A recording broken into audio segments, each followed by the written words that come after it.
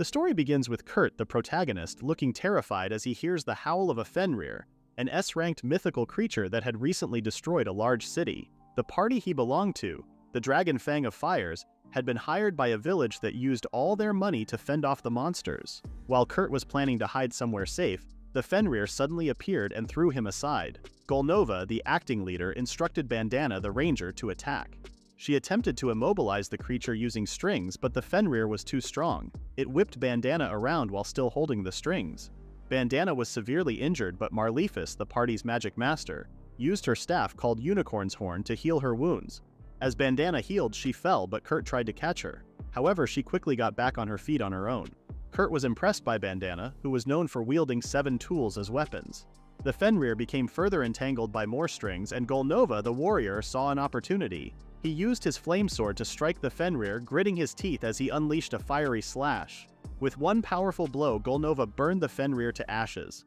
Thus, the hero party known as the Dragon Fang of Fires defeated a Fenrir, marking the beginning of their journey as world-saving heroes. Soon after, Golnova complained that the food at the village banquet tasted bad and asked Kurt to cook something for him. Kurt cleaned up Golnova's mess first. Suddenly, Bandana mentioned that Kurt had recently burned his cooking. This led to Golnova firing Kurt from the team. Kurt asked if he had done something wrong. Golnova exclaimed that Kurt couldn't even defeat a slime on his own. Marlephus then reminded Golnova of the rule stating that a party should have 4 members, and all members needed to be strong. Bandana suggested getting rid of the extra baggage that couldn't keep up. Kurt begged Golnova not to remove him from the party. However, Golnova simply responded with a punch, and that was how Kurt was kicked out of the hero's party. A typical story. Kurt blacked out and soon found himself alone. He traveled on his own with little money left. He returned to Samara City to save some money. He thought about joining another party but still hoped that Golnova would invite him back. Then he noticed an employment agency and didn't hesitate to go inside. Kurt was surprised by the cheerful employee's greeting. He explained that he was looking for work, and the girl offered to guide him through an interview and an aptitude test. He introduced himself as Kurt Locke Hans, stating that he was currently 15 years old and from Hasuto Village, a quiet village in the mountains. The employee asked what Kurt had been doing up to that point, and he shared that he had worked as a baggage carrier and was considered a burden by the Dragon Fangs of Flame. The employee was surprised to learn that Kurt had been part of an SS-ranked party. Kurt clarified that he had been fired from the group. The employee assured him that it was still an impressive background and suggested proceeding with the aptitude test.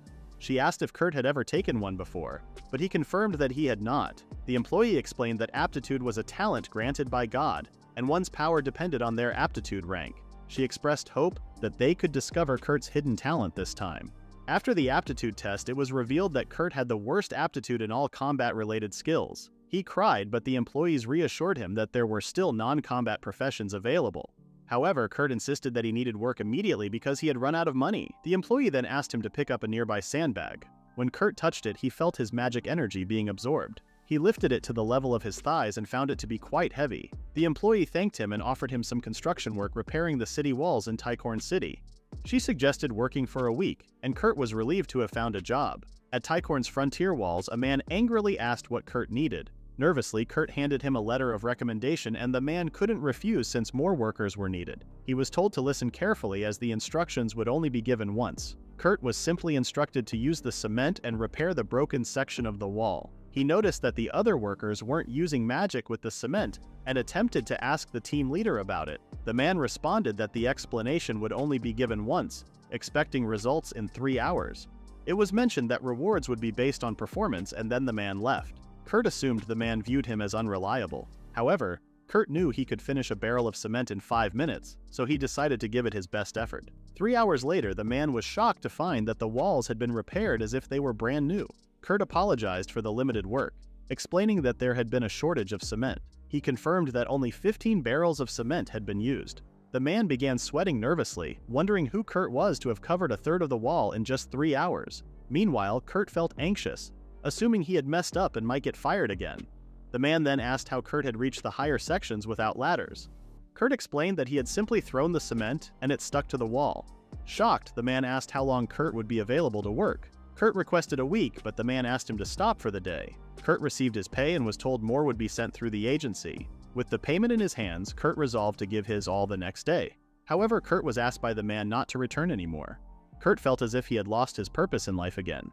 He asked if he could stay for at least 3 more days, but the man complained that Kurt would be taking away the available work meant for others. It was explained that the wall's repair work was intended to provide wages to the poor, and if Kurt finished everything, the others wouldn't have any income. Kurt's skills were praised, being described as even better than those of SS ranked workers. He was told to go work for the royal sections instead.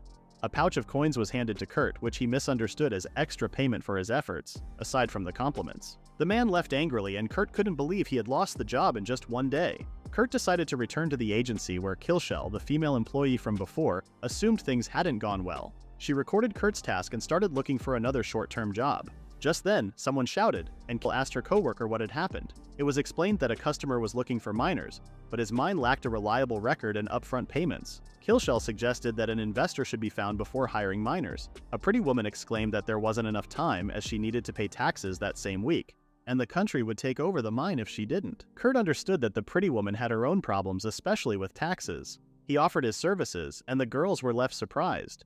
He mentioned that he had experience in mining. Killshell grew concerned and warned him not to expect great rewards. The woman turned argumentative and complained about Killshell's bluntness. It was suggested that someone better, like a dwarf, should be hired instead of Kurt, who appeared thin and lanky. Killshell then informed Eushelia, the woman, that 10 coins would be needed in advance for hiring dwarves. Since she didn't have that much money, Eushelia asked Kurt directly if he really had mining experience. Hurt by her earlier comments, Kurt confirmed that he did. Eushelia sighed and chose to hire him. Kurt waved goodbye to Killshell with a happy expression. Killshell felt uneasy but hoped for the best as she found Kurt both cute and charismatic. Just then, a transfer letter arrived, and Killshell read that Kurt had been paid 200 gold coins for recent repair work. She stood in silence for a while, reading the document from every angle. She couldn't believe that 200 gold coins had been paid to Kurt. Out of shock, she stumbled backward and tripped on her own foot. She noticed a sandbag nearby, but her coworker corrected her, explaining that it was actually a tool used to check a person's magic power. It was said that the tool would feel heavy to those with significant magical power, and would only respond if the lifter's magic exceeded that of a court magician. Killshell remembered how Kurt had lifted the tool as if it were heavy. Her coworker then asked for the tool to be moved, and Killshell easily picked it up. She began to wonder who Kurt really was. After some preparations, Kurt and Eushelia arrived in the mountains. Kurt thought Eushelia must be wealthy to own a mountain. However, Eushelia explained that the mountains had been inherited from her grandmother, and they were supposed to be full of rare stones. There had also been a plan to build a road through the area, but the idea had been abandoned. Kurt remembered that on the other side of the mountain was the Lord Tycooni's town, and he figured it must have been difficult to build a road there. After walking for a while, they reached their headquarters, but all Kurt saw was a single tent. He was told by Eushelia to bear with it. Kurt assumed they would be sharing the tent, and Eushelia had wondered if Kurt was concerned about his bad sleeping habits. It was exclaimed by Kurt that he would never dare to sleep in the same tent as someone as beautiful as Eushelia. The employer became flustered and repeatedly said she was not beautiful at all. Kurt couldn't believe how unaware she was. It was shared by Kurt that despite traveling all over the world, Eushelia was the prettiest woman he had ever seen. His neck was grabbed by Eushelia as she ordered him to stop. She stated that she had been an adventurer since the age of 10, and because of that, she couldn't possibly be considered pretty. Eushelia then tossed him a baked potato. Kurt suddenly missed the food from the previous village he and the others had saved. He didn't recall ever eating with his ex-teammates. While Eushelia talked about how the potato should be cooked properly, Kurt mentioned that it had been a long time since he had eaten food prepared by someone else. The potato might have been cold and a bit undercooked, but it was one of the tastiest things he had eaten in a while. Poor Kurt. Kurt tried to sleep while sitting, but Eurytia urged him to come inside the tent. He refused, not wanting to share the space, but Eurytia insisted, saying she didn't want him to catch a cold and get sick before they started working. With no other option, Kurt went inside. He tried to fall asleep quickly but found it difficult. When Eurytia checked on him, he pretended to be asleep. She crawled into the tent and noticing how quiet it had become, Kurt glanced over at her, only to realize she was undressed. He froze for a moment. The image burned into his memory, almost letting out a shocked cry before forcing himself to lie down again. But his troubled thoughts wouldn't let him rest, so he eventually decided to leave the tent. He sighed, thinking Eurytia was far too careless in front of him. Unbeknownst to him, Eurytia had been pretending to sleep. She realized her mistake, feeling guilty for testing Kurt. She had needed to see if he would try anything while they were together for the week. Calling him a good boy, she thought to herself that Kurt was the more beautiful one. The next morning, Eurytia woke up and found Kurt sleeping outside. Surprised, she quickly tried to cover herself, then noticed a set of clothes nearby. They were hers, but they looked newly mended. with wooden buttons replacing the old ones. She was shocked at how fresh the clothes appeared after being sewn. Wondering who had fixed them, she noticed small wood chips beside the sleeping Kurt. Shortly after, Eurytia thanked Kurt for fixing her clothes. Kurt didn't mind, but Eurytia was bothered by how good his skills were. She thought her repaired clothes were brand new. She then explained their goal of paying off the tax bills within a week. Kurt asked where the mine was, and Eurytia replied that they would have to start digging one. Kurt was shocked and asked where she wanted to dig. Eurytia left that choice to him despite not having any survey materials. Kurt then asked if she was looking for something specific. A few minutes later, a tired Eurytia was following Kurt. They soon arrived at a spot and Kurt picked something up. Eurytia wondered if it was a special ore. Kurt said the ore itself wasn't special unless it was broken open. He casually split the ore with a garden hoe. Inside there was something shiny, and Kurt revealed it was a crystal that could pay off at least a third of Eurytia's debt. She was even more surprised by how easily Kurt cracked the ore with just a light touch. Kurt explained that it was simple, you just needed to aim at the weak point of the rock. Eurytia asked how he knew the ore had crystals inside, and Kurt said it was just based on his intuition. He then offered to teach her how to do it. Soon after, Eurytia felt dejected because she didn't understand anything Kurt had taught her. Kurt blamed himself, thinking he was a bad teacher. He then asked if they should sell the pile of crystals they had gathered. Eurytia refused to sell them right away since Kurt had done most of the work. Kurt agreed, saying the ones they found were still cheap, and he decided to turn them into magic crystals. Eurytia was stunned and asked if Kurt was talking about jewelry with magical powers. Without hesitation, Kurt applied his magical power to the crystal, finishing it in an instant. Eurytia couldn't believe it was already done. Kurt was confused, but Eurytia exclaimed that only 10 people in the world could create magic crystals. When Kurt showed her, Eurytia was shocked because something that usually took an hour was impossibly done in a second. Eurytia wondered if Kurt understood her amazement, while Kurt was surprised that people could take an hour to channel magic. Soon, the two decided to sell the magic crystal for 50 units. Eurytia told Kurt to stay with her at an inn, but Kurt refused since he had something to do in the mountains. He wondered if one magic crystal was still worth 10 gold coins. Eurytia told him to rest before she returned. Kurt promised he would sleep well afterward and wished Eurytia to take care. Eurytia suddenly felt a flutter in her heart and found Kurt so cute that she wanted to marry him. Eurytia arrived at the border and the guards inspected her belongings. They asked where the magic crystals came from. In response, Eurytia showed them a pendant and requested to use the teleportation stone since she was headed to the royal capital. The guards were shocked when they realized Eurytia was an adventurer connected to the royal family. Despite her background, Eurytia knew it would be hard for anyone to believe where the magic crystals came from. In the Moros Kingdom, Eurytia entered a cafe and a pretty girl named Mimiko greeted her. Mimiko wondered if Eurytia was running low on money since she had stopped by. The place wasn't really a cafe but a military purveyor's magic item shop. Eurytia showed the magic crystals and Mimiko examined them. At first, seeing how dim they were, she said they'd only be worth 10 silver coins. But 30 minutes later, Mimiko claimed they could each be sold for 10 gold coins. Eurytia had expected them to be valued in silver, but Mimiko clarified that she meant gold. Eurytia asked why, and Mimiko explained that each magic crystal had 10 times more magical power than a normal crystal. She went on to say that the value of a magic crystal is usually judged by how much light it gives off. However, the ones Eurytia brought had a magic attribute that prevented the magic from leaking out, making them appear less bright. Mimiko had never seen anything like them before and asked where Eurytia had gotten them. Eurytia felt conflicted. She wanted to ask Kurt first, but she needed to sell the crystals. She then revealed that she had 49 more pieces of the same magic crystal. Mimiko silently broke into a cold sweat and decided to buy them all. Eurytia's mind became overwhelmed by the mental calculations and she sighed. She knew money could be distracting, but she had two requests. First, she didn't want to sell the magic stones outside of Mimiko's store, as others wouldn't appraise them accurately, including the craftsman. Second, she wanted to know who made the magic crystals. Eurytia was aware that Mimiko, the third court magician, had a high status, equivalent to that of an earl, but still refused to reveal the source of the magic stones. Mimiko clarified that it wasn't just a request but rather a demanding favor.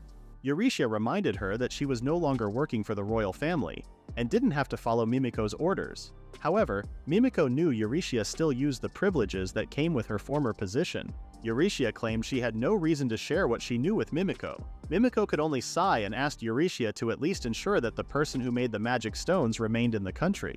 Additionally, she wanted Kurt to know that he would be offered an honorary count rank, the position of director at the Royal Institute of Magicians, and the title of Baron. Eurytia promised to inform Kurt. Eurytia came out of the cafe feeling overwhelmed by the new titles and the large amount of gold that Kurt had just received. She couldn't understand what was happening. Trying to calm herself down, she walked away. When she returned to the agency, Killshell asked her what her business was. Euretia requested Kurt's personal information, but Killshell refused to share anything. Euretia had no choice but to use a certain privilege since she needed to learn more about Kurt. Meanwhile, a confused and injured Golnova wondered why fire wasn't coming from his sword. He had been hit by the tree monster's attack and asked Marlefis for healing. However, despite several attempts, Marlefis couldn't heal Golnova's wounds. Frustrated, Golnova started blaming their new member. Bandana watched the others panic, but to her it was something she had expected to happen. Back at the agency, Euretia learned that Kurt had once been part of the Dragon Fang of Fire. Killshell confirmed that Kurt had been fired. Euretia continued reading and found out that Kurt had also been let go from his wall repair work, but he still received 200 gold coins as payment. She asked what had happened. Killshell explained that Kurt had easily finished half of the castle wall by himself. Not only that, he repaired all 3 sides of the walls on his own. Euretia thanked Killshell for the information and gave her a pouch of shiny gold coins to pass on to Kurt. Killshell was overwhelmed by the amount, especially since she had thought 200 gold coins was already a lot. Euretia made it clear that there were 499 gold coins inside. She then instructed Killshell to keep Kurt's identity a secret, and Killshell promised that only a few staff members would know. Euretia knew Kurt's identity would eventually be revealed, but she was okay with hiding it for now. The next morning, Euretia returned to the mountains and discovered a house where Kurt greeted her. She looked confused as she wondered if there had been a log house there the day before. Euretia entered the house and was surprised to see that it was a proper one. Kurt asked if she had settled in, mentioning that he had prepared breakfast for her. Flustered, Euretia couldn't help but think how Kurt was acting like a housewife, especially with the apron he wore. When Kurt asked her how the house was, Euretia excitedly said it was amazing compared to her shabby tent. She then asked if Kurt had rested, and he confirmed that he had slept for 6 hours. Euretia began counting and Kurt misunderstood, thinking she had caught him slacking off. Euretia told him not to work too hard. Kurt found her kind for letting him sleep an extra 2 hours and reminding him not to push himself. Euretia then asked where Kurt's food was. He explained that he would eat later since his job was to serve her first. She told him it was fine as long as he worked properly later and wondered what was wrong with him. She also reminded him that building the house and preparing food wasn't even his responsibility. Euretia then found Kurt's food and brought it to the table so they could eat together. She assumed Kurt's previous party had treated him poorly. She also informed him that she had deposited the money she earned from selling the magic stones into his account at the agency. She mentioned that she would return the 1 magic crystal she had borrowed to cover the fee. Kurt told her the magic crystals should belong to her since they came from her mountains, but Euretia insisted on returning it to him, saying the guilt would eat at her otherwise. Euretia started eating Kurt's cooking and found the food delicious. She excitedly asked where the eggs came from. Kurt told her they were the same chicken eggs she had bought from town, and asked if she didn't like his cooking. Euretia exclaimed it was the opposite, saying it was unbelievably good. Kurt was happy that she praised his cooking and mentioned that he had just used a regular pan. When she saw the toast with honey, she tried it and said it tasted even better than she expected. In her mind, Euretia listed all of Kurt's non-combat skills, which he had been showing off lately. Suddenly, Euretia told Kurt that the person who had evaluated the magic crystals wanted him to become the head of the Royal Magic Engineering Research Institute, and would give him noble status. Kurt was shocked and asked where that even came from. Euretia explained that the person who wanted him was an imperial court magician who could be trusted. She then asked what Kurt planned to do. Kurt stayed calm and said it was an amazing offer, but he wanted to decline. He still hoped to be called back to his old party. Meanwhile, Bandana was enjoying her meal. Unlike her, Golnova was furious about the terrible food. Bandana found it amusing to see him complain, as she had expected this reaction since Golnova was used to someone else's cooking. Angry, Golnova stormed out of the restaurant without paying. When he got back to their base, Bandana was already there. She asked how the food from the famous restaurant was. Golnova called it trash and demanded the smoked meat that Kurt had made instead. Bandana laughed, reminding him that he had already eaten all of it and mentioned that she wished she had some too. Golnova, annoyed, swung his sword at Bandana and glared at her while she simply glanced away. He regretted not hiring Kurt as their party's cook, especially after eating the awful food in the capital. Bandana disagreed, saying that wasn't the issue. Golnova then mentioned how delicious the food had been in the last city, to which Bandana clarified that Kurt was the one who cooked it. Golnova was shocked, knowing that the chef in that city was known for not letting others into his kitchen. Bandana explained that after witnessing Kurt's skills, the famous chef had become meek and disappeared somewhere on his own. Golnova suddenly realized that Kurt had been cooking for the team all along. Frustrated, he ordered Bandana to bring Kurt back. Bandana agreed, but said she would need the tracking crystal. With a sigh, she left the base, passing by some soldiers along the way. She figured Golnova might get arrested soon due to the trouble he had been causing lately. In the past, Kurt had always cleaned up after Golnova's messes and apologized to the people affected. On top of that, Golnova's sword and Marlefus's staff could only use powerful magic, because Kurt maintained and adjusted them. Luckily, Marlefus wasn't around as she had been called back to the church. Meanwhile, Kurt and Eurytia returned to mining. Kurt found a spot where he could dig at an angle. He warned Eurytia about digging too deep, saying they might stumble upon a cave. They could be buried alive or at worst killed by underground gases. Kurt then marked a place and decided to dig alone. Eurytia realized she needed to do something too so she could pay off her debts with her own effort. They agreed to split up. Soon after, Eurytia found something on her own. She thought it was topaz, which could sell for at least 3 gold coins, and even more if Kurt turned it into a magic crystal.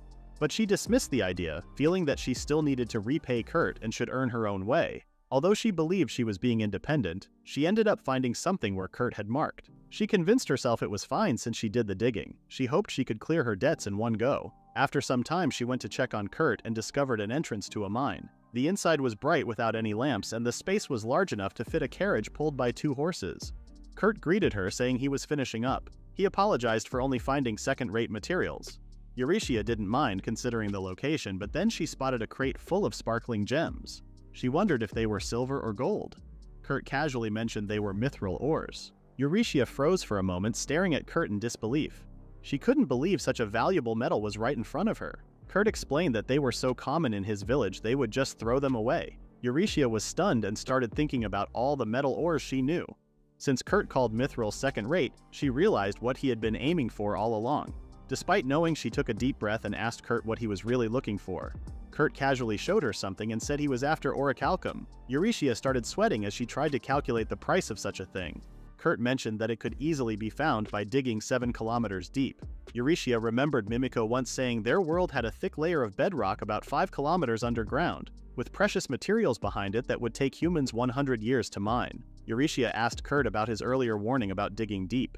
Kurt explained that he was used to it since he knew how caves worked back in his village, but he had taken his time digging this time. Eurytia couldn't believe that Kurt called digging 7 kilometers in 8 hours taking some time, and on top of that, he had found the legendary orichalcum. She then asked where the hole was, since there was no sign of it. Kurt said he had filled it back up because it could be dangerous. Eurytia also realized that digging a tunnel out of nowhere should have been impossible. She looked at the other end of the tunnel and finally understood that Kurt had simply dug straight through the mountain. She lay on the ground, trying to make sense of it all. Worried, Kurt handed her a blanket. Meanwhile, Bandana was impressed to see Kurt working with someone who used to work for the royal family. She was glad that the Dragon Fangs of Fire group had helped hide Kurt's true strength. She couldn't believe she had to take action already. She always knew it wasn't easy being the great sage's disciple. Later, Mimiko received a letter from Eurytia through a carrier pigeon saying she would bring a large amount of mithril and some orichalcum. Mimiko paused, thinking Eurytia must have found some pretty gems. She sent the pigeon back without replying and reread the letter, stunned by what Eurytia wrote. Meanwhile, Eurytia was approached by a man who told her to give up on paying her debt. But Eurytia, determined, crumpled the document, saying she now had the means to pay it off.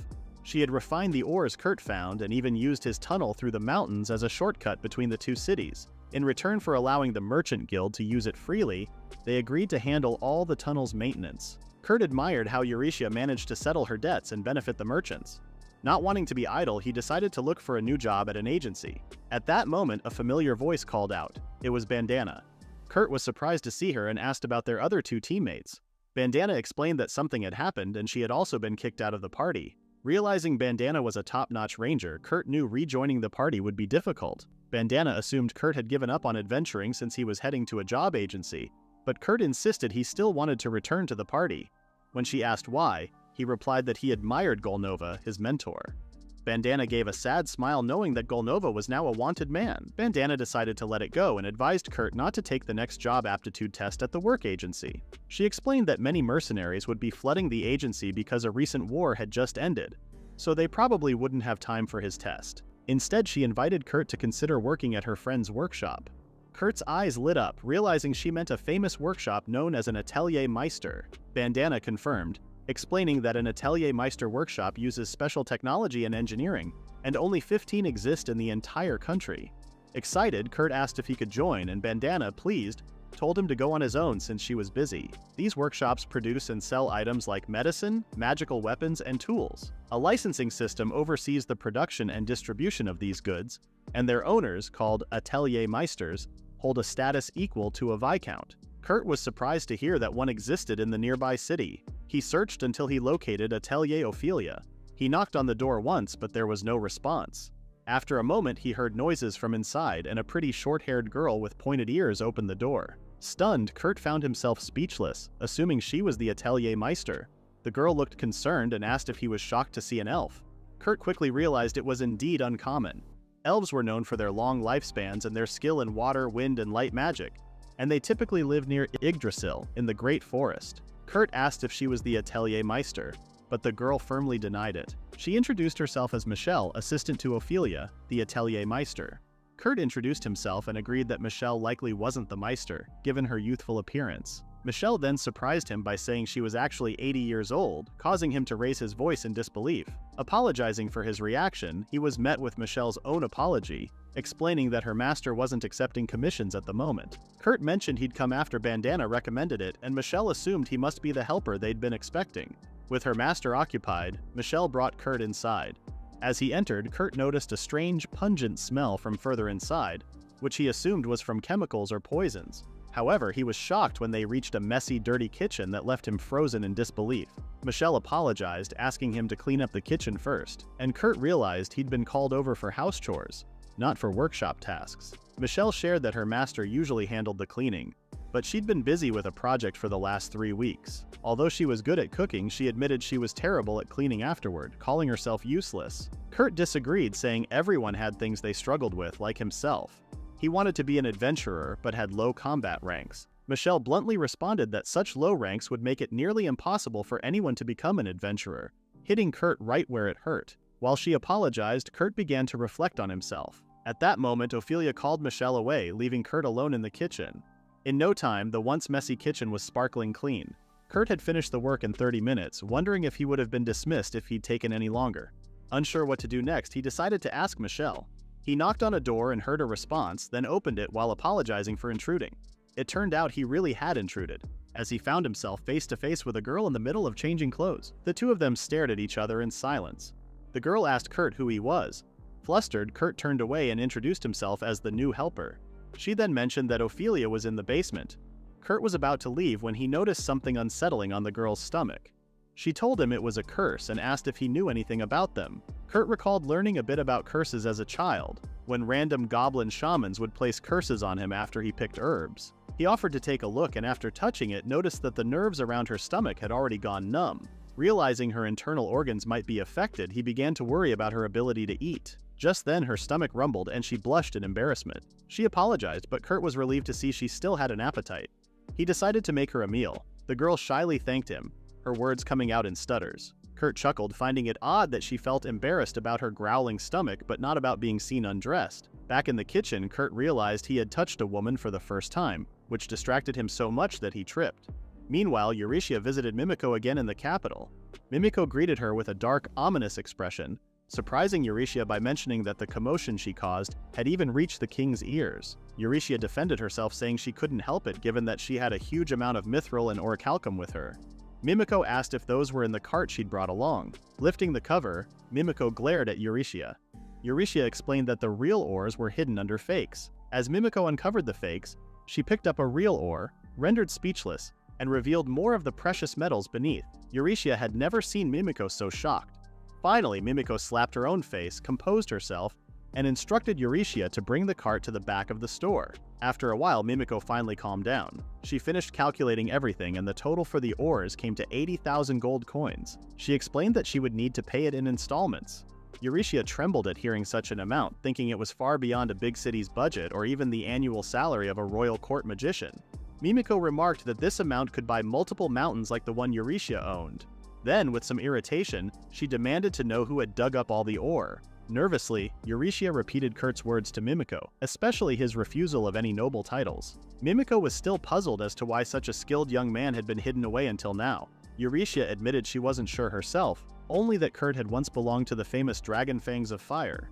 Mimiko recognized the name. It was the party that fell apart after the leader became a wanted man. This was news to Eurytia, so Mimiko explained how Golnova had struck down a guard trying to arrest him for public disturbance. Hearing about Golnova, Eurytia finally understood why Kurt behaved so cautiously.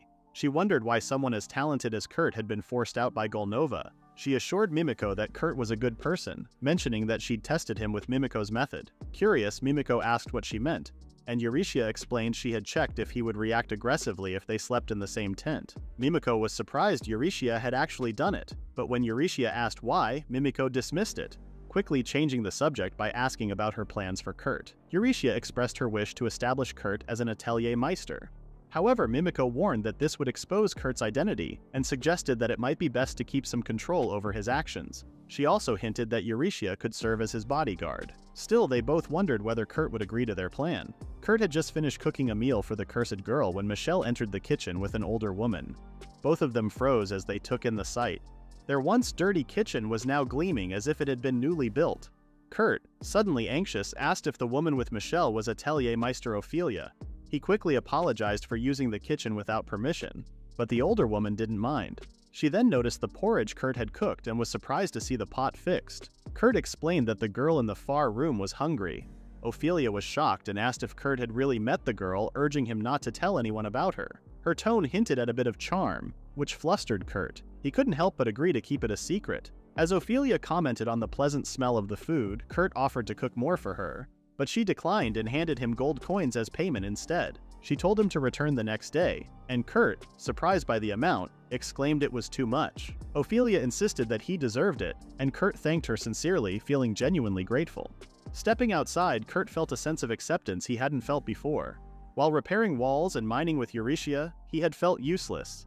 But thanks to Ophelia's kindness, he now felt recognized and determined to do his best for the next day's work.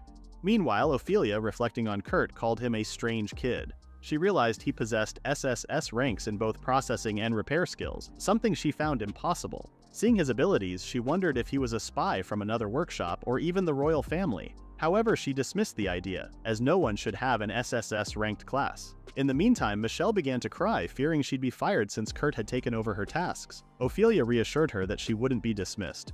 Meanwhile, a group of robed figures discussed how the princess was still alive. One man apologized, admitting that the third princess hadn't died yet, but another grew impatient and ordered them to ensure the princess's death. He insisted that Lieselot Homeros must be eliminated at all costs. Back at Ophelia's workshop, which had a peaceful-looking backyard, a cursed girl giggled while watching the birds outside. Ophelia entered the room with food and reminded the girl not to open the curtains, warning it would be troublesome if someone saw her. The girl apologized, addressing Ophelia as teacher. Ophelia felt nostalgic, remembering the days when she was the girl's homeroom teacher. The girl then asked if Ophelia had gotten any sleep. She was grateful that Ophelia was helping slow down the curse's effects, but felt guilty about it. She urged Ophelia to rest more, pointing out that she now had a helper. Ophelia confirmed that the two had met, vowing to keep the girl's existence a secret. She realized that her judgment had become clouded due to fatigue, lowering her guard by allowing Michelle to bring in a stranger that Bandana had referred to.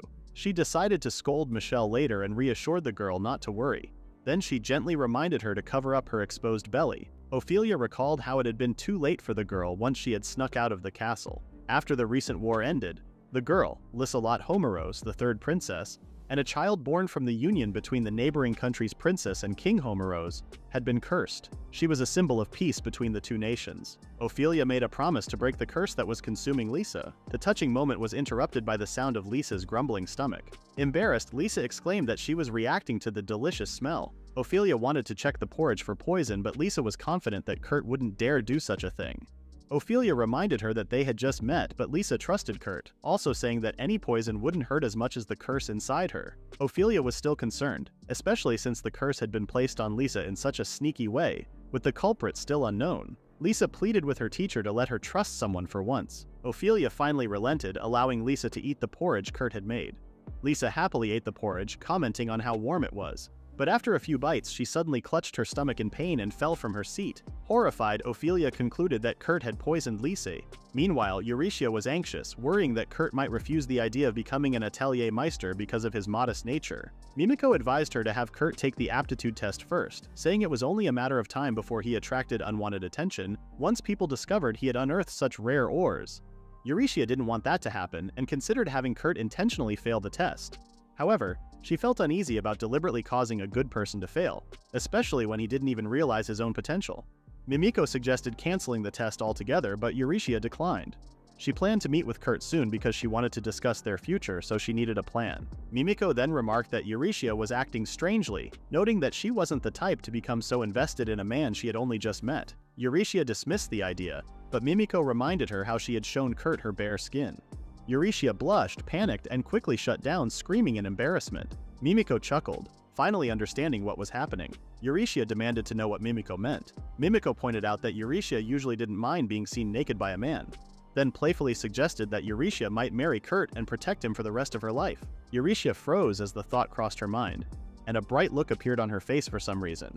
Mimiko claimed she was only joking, but Eurytia insisted they had just met and weren't even dating.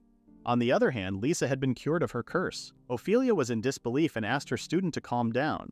Lisa excitedly said she was fine and showed her stomach, revealing that the curse's mark was gone. Ophelia was shocked and guessed that the pain Lisa had just experienced was from the curse being broken. Lisa then urged her to try the porridge. Ophelia took a spoonful and felt a strange sensation. Both her fatigue and sleepiness vanished. She was stunned. While it was possible for porridge to help with fatigue, curing curses was another matter. That kind of magic required an elixir, not a simple dish. She realized that Kurt's porridge had the same effects as the legendary elixir of life. Lisa then suggested they return somewhere, and Ophelia agreed so they could stop the war from breaking out. Later that night, Mimiko heard the door to her shop open and nervously asked Eurytia to greet the visitor for her. Eurytia went to check and found that it was Ophelia, looking for Mimiko. Ophelia had come to seek some advice but noticed Mimiko already had a visitor. Mimiko reassured her that it was fine since Eurytia could be trusted, calling her simple-minded. Ophelia knew Eurytia was a former adventurer working for the royal family. Mimiko mentioned that Ophelia knew this because she was an atelier meister. Ophelia decided to trust Eurytia. Then another person stepped inside the store and removed her cloak.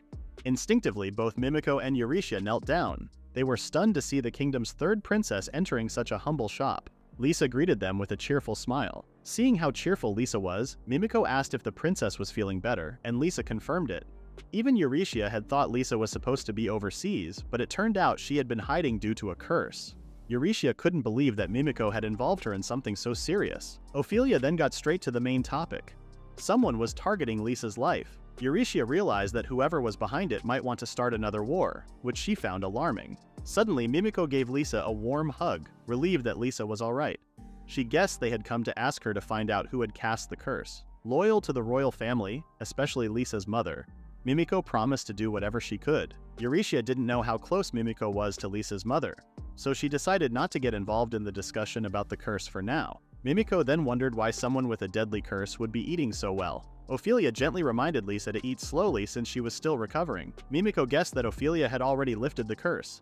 Lisa happily exclaimed that she was fine now, all thanks to Kurt.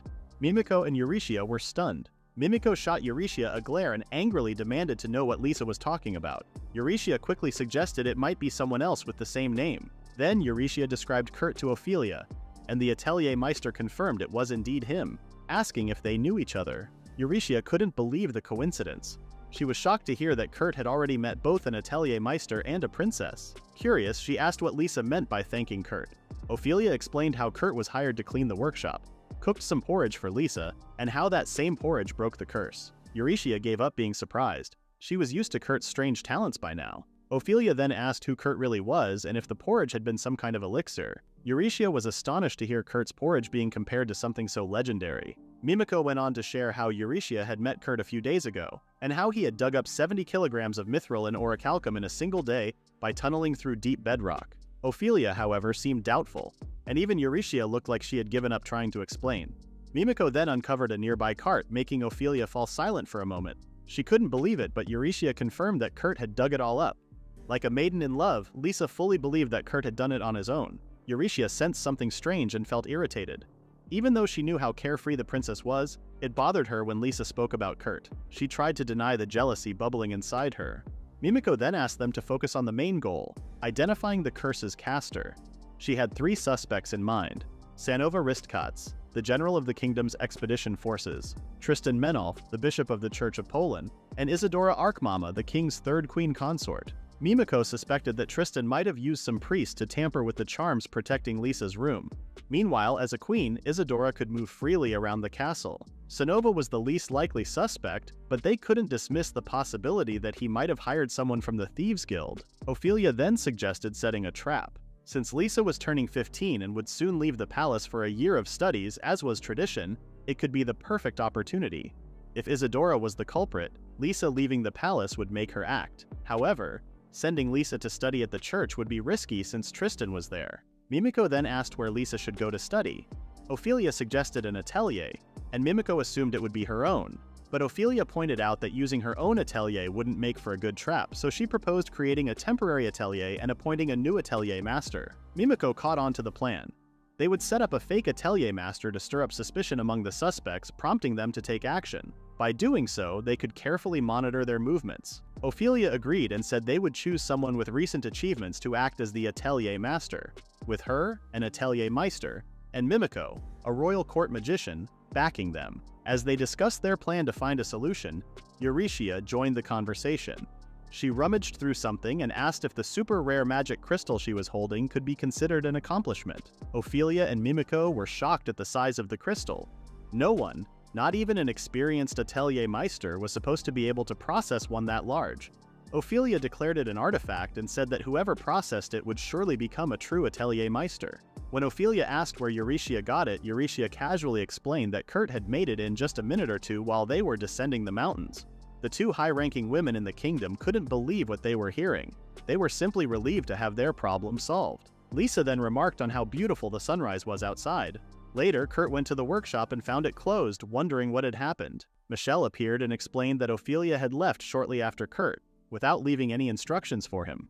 Kurt started to worry again, thinking he might have done something wrong. Michelle apologized and told him there wouldn't be any work for him this time. Feeling down, Kurt walked back to town, disappointed to be out of a job after just one day. As he looked for something to eat, he noticed a crowd gathered around an announcement board. The notice talked about a mysterious new atelier meister recommended by Ophelia, the third royal court magician Mimiko, and the third princess. It also mentioned that the third princess would study under the mysterious atelier meister for 5 years once she reached adulthood. Kurt then realized that Ophelia had left for business reasons and he hadn't messed up after all. However, he was still jobless. Knowing Eurytia had already paid off her debts, he doubted he would see her anytime soon. As he ate and pondered his next job, he wondered if the tavern's kitchen needed a cook. Suddenly, he overheard a group nearby arguing about hiring a courier for an urgent task. Kurt listened closely as the three debated, frustrated that they didn't have enough time to find a courier before they needed to set off. He figured that if it was just carrying luggage, he could handle it. Still, he wished he could return to his old group, but after Bandana's dismissal, he knew that wasn't an option. Determined to prove himself, Kurt approached the noisy group and offered to help carry their things. The three paused and looked at him. This would be Kurt's first time working with a different party. He said he would be useless in a fight, but he could at least solve their problem. The girl glared at him, asking if Kurt was mocking them. She shouted that someone young and scrawny like him wouldn't be any help, but her teammates quickly silenced her. The man, who turned out to be her brother, apologized and explained that being their courier would be tough since they had to protect an iron golem weighing about 200 kilograms. Kurt sensed they might reject him, so he quickly assured them he could handle the weight, even offering to prove it by lifting the two men. The older brother tried to stop him, but Kurt easily lifted the black-haired man. Then, without hesitation, he also lifted the older brother, who wore heavy plated armor. The two men were stunned, and everyone around them applauded Kurt. After he set them down, they all agreed to let him join. They welcomed Kurt into their party, Sakura, and he felt relieved to have found a new job. The older brother was Kanz, a bruiser who preferred punching over using the sword he carried. The leader, Danzo, was a samurai, which he explained was the Eastern version of a swordsman. Sheena, the girl, was a ranger, and she mentioned they had another member named Vevanok, their usual courier. However, Vevanok had caught a cold and needed a week to recover. Kurt was surprised that the flu in the city seemed so serious since in the countryside where he was from, it was easily treated with medicine. Kurt formally introduced himself, hoping he could be helpful to the team. They were all impressed by his humility and happily accepted him. Seeing how kind they were, Kurt promised not to cause any trouble. Soon after, they finally reached their destination. Kurt felt nervous, as it had been a long time since he'd last gone adventuring. Suddenly, he panicked as a slime attacked him. Sheena quickly instructed him on how to kill it. Kurt tried to slash it, but his sword just bounced back, stabbing his own leg instead. Sheena asked what he was doing, then grabbed the short sword and killed the slime herself. Kurt thanked her and apologized. Sheena recalled him mentioning he wasn't good at fighting, and Kurt, feeling nervous again, assured her he was skilled at carrying things. Kanz reassured him not to worry as they would handle the fighting. Danzo reminded Kurt of his role as their courier and that they needed to keep him safe until they delivered the goods. Kurt was surprised that they weren't angry at him for his mistake. Their kindness was completely different from what he'd experienced with his previous teammates. Realizing he could finally be himself, he started to tear up. Sheena panicked and Cons blamed her, but Kurt quickly claimed he was fine and drank something. He explained it was just an infusion of medicinal herbs, as he couldn't afford magic potions. He was used to having a healer in the party, but this time his herbal infusions might be useful. Danzo then asked if everyone was ready and they continued forward. Meanwhile, Killshell received a new payment receipt for Kurt. She couldn't believe he had another one, especially so soon after the last. She thought she couldn't be surprised anymore, but the staggering amount of 10,000 gold coins left her stunned. Feeling weak, she wondered if she was imagining things. She checked the receipt again, and had to accept it was real. She couldn't believe Kurt had earned such an amount in such a short time. She thought about asking her seniors for help, but froze when Eurytia appeared. Eurytia casually shared that an additional 80,000 gold coins would be arriving soon. That was the final blow for Killshell, who swore not to tell anyone. Eurytia reassured her, saying she never doubted her. She then introduced Mimiko and whispered that Mimiko was the third court magician, asking her to handle Kurt's incoming payment. Overwhelmed by all this information, Killshell fainted. Meanwhile, Danzo warned Kurt to watch his steps. Sheena complained, saying those words should be aimed at someone like her instead. Danzo replied that it was because Kurt looked like a girl. Cons chimed in, saying Sheena should be the one warning them since she was the ranger. Sheena then searched for her lantern, and Kurt offered some goblins gold, glowing spores from a fungus. With the area lit up, Kurt noticed that the cave seemed ready to collapse at any moment. He spotted something, and Sheena identified it as goblin droppings. Kurt remembered some unpleasant encounters with goblins. Cons reassured him they could handle the goblins as long as it wasn't a large group. The group continued exploring the cave, which turned out to be a network of ancient ruins. Just as Kurt noticed something strange, Sheena signaled for silence and pointed out a goblin ahead. She then drew back her knife, aiming for the goblin's neck. However, Danzo moved first, slicing the goblin cleanly in half with a lightning-fast draw. His move was so quick that Kurt couldn't even follow it, and he was amazed by the sharpness of Danzo's sword. Cons grumbled, but Danzo explained that the goblin was about to alert its friends. Kurt also admired Sheena's precision, finding everyone else dependable. Knowing there were goblins nearby, Cons hoped they would come across the golem soon. After a while, they stumbled upon a goblin nest. Sheena blamed Cons for jinxing them and suggested finding a different route. But then, Cons made a rookie mistake. His armor scraped against the wall, making a loud noise. Everyone froze at the blunder he made. In a panic, they sprinted away with Sheena scolding her brother for messing up. Cons urged Kurt to move ahead while he stayed behind to distract the goblins. However, there had been more goblins ahead of them. It was clearly a whole colony. Danzo ordered everyone to fight and hold their ground. Cons stayed silent, but Sheena complained that they had no chance of winning. Kurt then asked them to wait because he noticed something on the nearby wall. A hidden passage opened and everyone praised him. They were safe for the moment, but Sheena urged everyone to keep moving and signaled the other two men. They asked Kurt to search for an exit, and as they tried to put some distance between them and the goblins, the creatures broke through the hidden passage.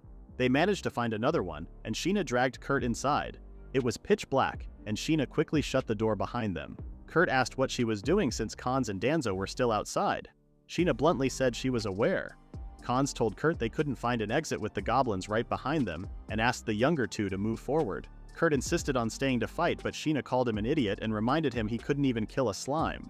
She made it clear that he would only slow them down. Kurt then realized that even though Sheena wanted to stay and fight, she also knew she would only be a burden to her older brothers. In a solemn tone, Cons asked Kurt to take care of Sheena. He then turned to Danzo, asking if they could survive this. Danzo pointed out that they would either win or die in this situation. Cons apologized for dragging Danzo into his mess, but Danzo brushed it off, saying he had no regrets. It would be an honor to die fighting for his little sister. Danzo felt the same, believing that dying as a warrior would be a noble end. Both men were warriors to the core. They wouldn't regret their sacrifice even if it meant laying down their lives for their friends. Kurt's eyes filled with tears when he heard them call him a friend. Yet he felt useless, unable to help them in this situation. Sheena reassured him that the others were strong enough to handle it, then asked for the goblin's gold. She blew the spores from her hands, illuminating the darkness. But then she froze as the scene before them became clear. A cold sweat broke out on her brow as a dragon-like creature loomed in front of them. Her knees buckled as she realized that the enormous iron golem dragon could mean their deaths. What made it worse was that there were more than one of them in the room. The creatures known as golems were guardians of the dungeon meant to stop intruders from passing through. Sheena could only cry silently and tremble in fear in front of them. Meanwhile, Khans was holding off all the goblins outside. Danzo then sliced through the goblins with a single swift swing. Khans thanked Danzo, and the two kept smiling as they fought the goblins together. They were risking their lives to protect the young ones hiding behind a secret door. However, it was now all in vain as Sheena and Kurt were trapped with the dangerous golems. Back in the city, Eurytia led Lisa around while they searched for Kurt, and they ended up in front of the inn where Kurt was staying. Eurytia reminded Lisa not to mention her status as a princess to him. Lisa stayed under Eurytia's watch since it was the safest option. Lisa didn't care about her princess title when it came to her one and only hero, Kurt. She even asked Eurytia to call her by her name to avoid suspicions, but Eurytia refused, not wanting to risk being charged with treason and getting imprisoned for it. They obtained the key to Kurt's room from the manager, but when they got inside the room, Kurt was nowhere to be found. From the hallways, a sneaky bandana told them that Kurt had gone to the northeast cave with a party called Sakura. Eurytia quickly glanced behind her, but no one was there. She wondered who Bandana was and why Kurt had gone to the goblin-infested cave, which had recently been cleared by knights during a training drill. Lisa asked who had been outside, but Eurytia urged her to stay put. However, Lisa insisted on coming along. Eurytia called her unreasonable, but the princess fired back with the same accusation. Lisa reminded Eurytia that she was her bodyguard and that they should stick together. She promised not to be a burden. Eurytia sighed and agreed, telling the princess not to leave her side. Eurytia then resolved to scold Kurt and teach him a lesson later. Lisa's imagination ran wild, and she nervously asked what kind of lesson Eurytia had in mind for Kurt. Eurytia, confused, explained that it would just be a simple scolding. Lisa seemed disappointed, leaving Eurytia puzzled about what was going on with the princess. Eurytia then asked Lisa to just call her by her name, and together they set out to find Kurt. In a flashback, Sheena, looking eager, told her older brother that she wanted to become a ranger. She had already gathered the necessary gear and wanted to join Khans. However, Khans advised her to gain some experience first by hunting slimes and goblins. Sheena complained that goblins didn't pay well, but Khans warned her not to underestimate them. A single goblin might not be much of a threat, but a swarm could be dangerous. Sheena, curious about the world, wondered what it would feel like to face monsters. At 13, she became an adventurer. She made plenty of mistakes early on, but it had been 3 years since Khan and Danzo accepted her. Now that she was getting the hang of adventuring, they had taken a quest to deliver raw materials for an iron golem. She wished they had turned down the quest from the beginning. Sheena apologized to Kurt for dragging him along, admitting they couldn't do anything against the golems. She knew that even if they tried to go back, the goblins would kill them. Kurt grabbed her and insisted they could escape. He then decided to move the golems out of the way. He approached the iron dragon golems until one attacked with its tail. Sheena cried out Kurt's name in despair, but Kurt easily dodged the dragon's tail and landed safely. Sheena was left confused by what she saw. Kurt calmly walked toward the iron dragon golem and stabbed it. Sheena was even more confused when nothing happened at first. Then a few seconds later, the golem's tail fell to the ground with a heavy thud. Sheena stared in disbelief. The iron dragon golem then tried to crush Kurt with a body slam, but he casually lifted the severed tail and pointed it upwards. The iron dragon golem was impaled by its own tail and shattered into pieces after its core was destroyed. Sheena kept watching with a confused expression as Kurt stepped back slightly, not even breaking a sweat, and wondered what had just happened. Her attention was entirely on Kurt. She questioned what kind of knife he was holding for it to remain unbroken, assuming he had used it to dispel the golem's magic. On top of that, he had used the iron dragon golem's own tail to pierce its core. She couldn't believe this was the same boy who once struggled to kill a slime. There were so many things in the world she didn't understand, and she was learning about them for the first time. Yet the boy standing in front of her only added more questions to her mind. Kurt reassured Sheena not to worry, saying he was the best when it came to mining iron golems. Sheena's question from 3 years ago resurfaced in her mind because of Kurt. Meanwhile, Eurytia couldn't get Bandana out of her thoughts and guessed she might be one of Mimiko's underlings, but Bandana should have stayed hidden. What troubled her even more was that Kurt had joined an unfamiliar adventurer party. She worried about the kind-hearted and trusting Kurt. When Eurytia and Lisa reached the cave entrance, Eurytia warned Lisa to hide if any monsters appeared. Inside, they were surprised by how brightly lit it was, and based on the footprints, they concluded that 4 people had entered. Lisa confirmed that one set of footprints matched Kurt's boots. Eurytia was a bit startled but brushed it off, as she recognized his tracks too. Lisa then suggested she take the lead and used her sense enhancement. Eurytia found Lisa's skill impressive, though it was strange to see a princess sniffing around. Oddly enough, Lisa seemed to know which path Kurt had taken. Eurytia was amazed by Lisa's senses and couldn't help but wonder how Lisa recognized Kurt's scent. Realizing the two might have been close, she suddenly felt a pang in her chest. That was jealousy, Eurytia. Lisa mentioned remembering Kurt's shampoo scent from when he broke her curse. Eurytia felt relieved to hear this, but the strange feeling lingered. Imagining Kurt's routine, she pictured him taking a bath and realized just how well he took care of himself. Snapping out of her thoughts, Eurytia noticed Lisa giving her a curious look. Lisa then mentioned that she smelled blood ahead. The two rushed forward, worried about Kurt. Eurytia urged Lisa to stay back while she checked some fresh bloodstains and nearby goblin corpses. She warned Lisa about the gruesome sight, but Lisa reassured her, saying she wasn't the spoiled princess people thought. Eurytia asked her to brace herself, as they'd likely see more goblin bodies ahead. They continued down the path until they reached a broken hidden passage. Suddenly they heard loud noises and assumed Kurt was in a fight. Eurytia told Lisa to stay where she was and stay alert. Before Eurytia left, Lisa cast a buff spell on her, and Eurytia quickly felt the effects. She thanked Lisa and rushed into the battle. When she arrived, she saw Khans and Danzo fighting against a goblin army.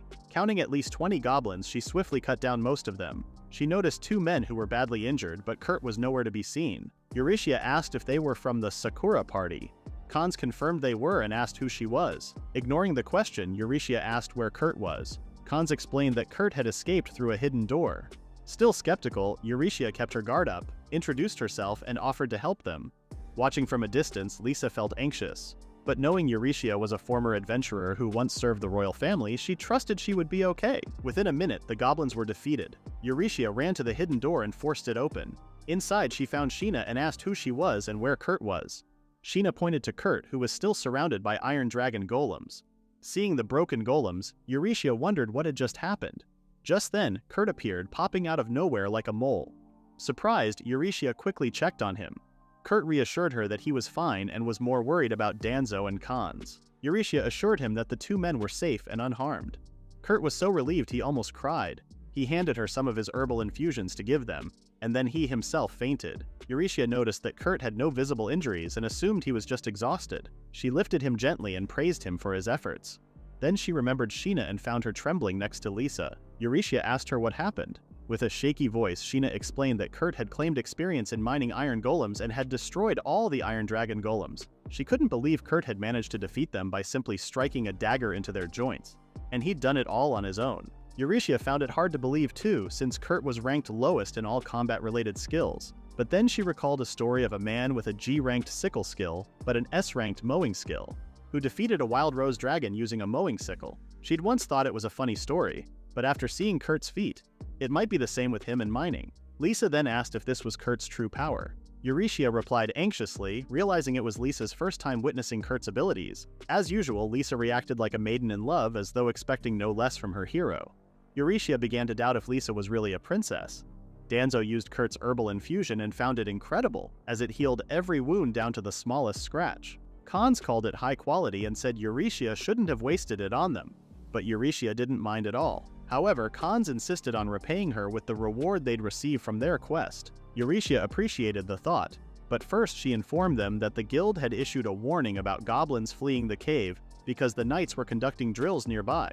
Khans hadn't known, as another member had accepted the quest. However, Danzo suspected that Vevanok had led them into a death trap.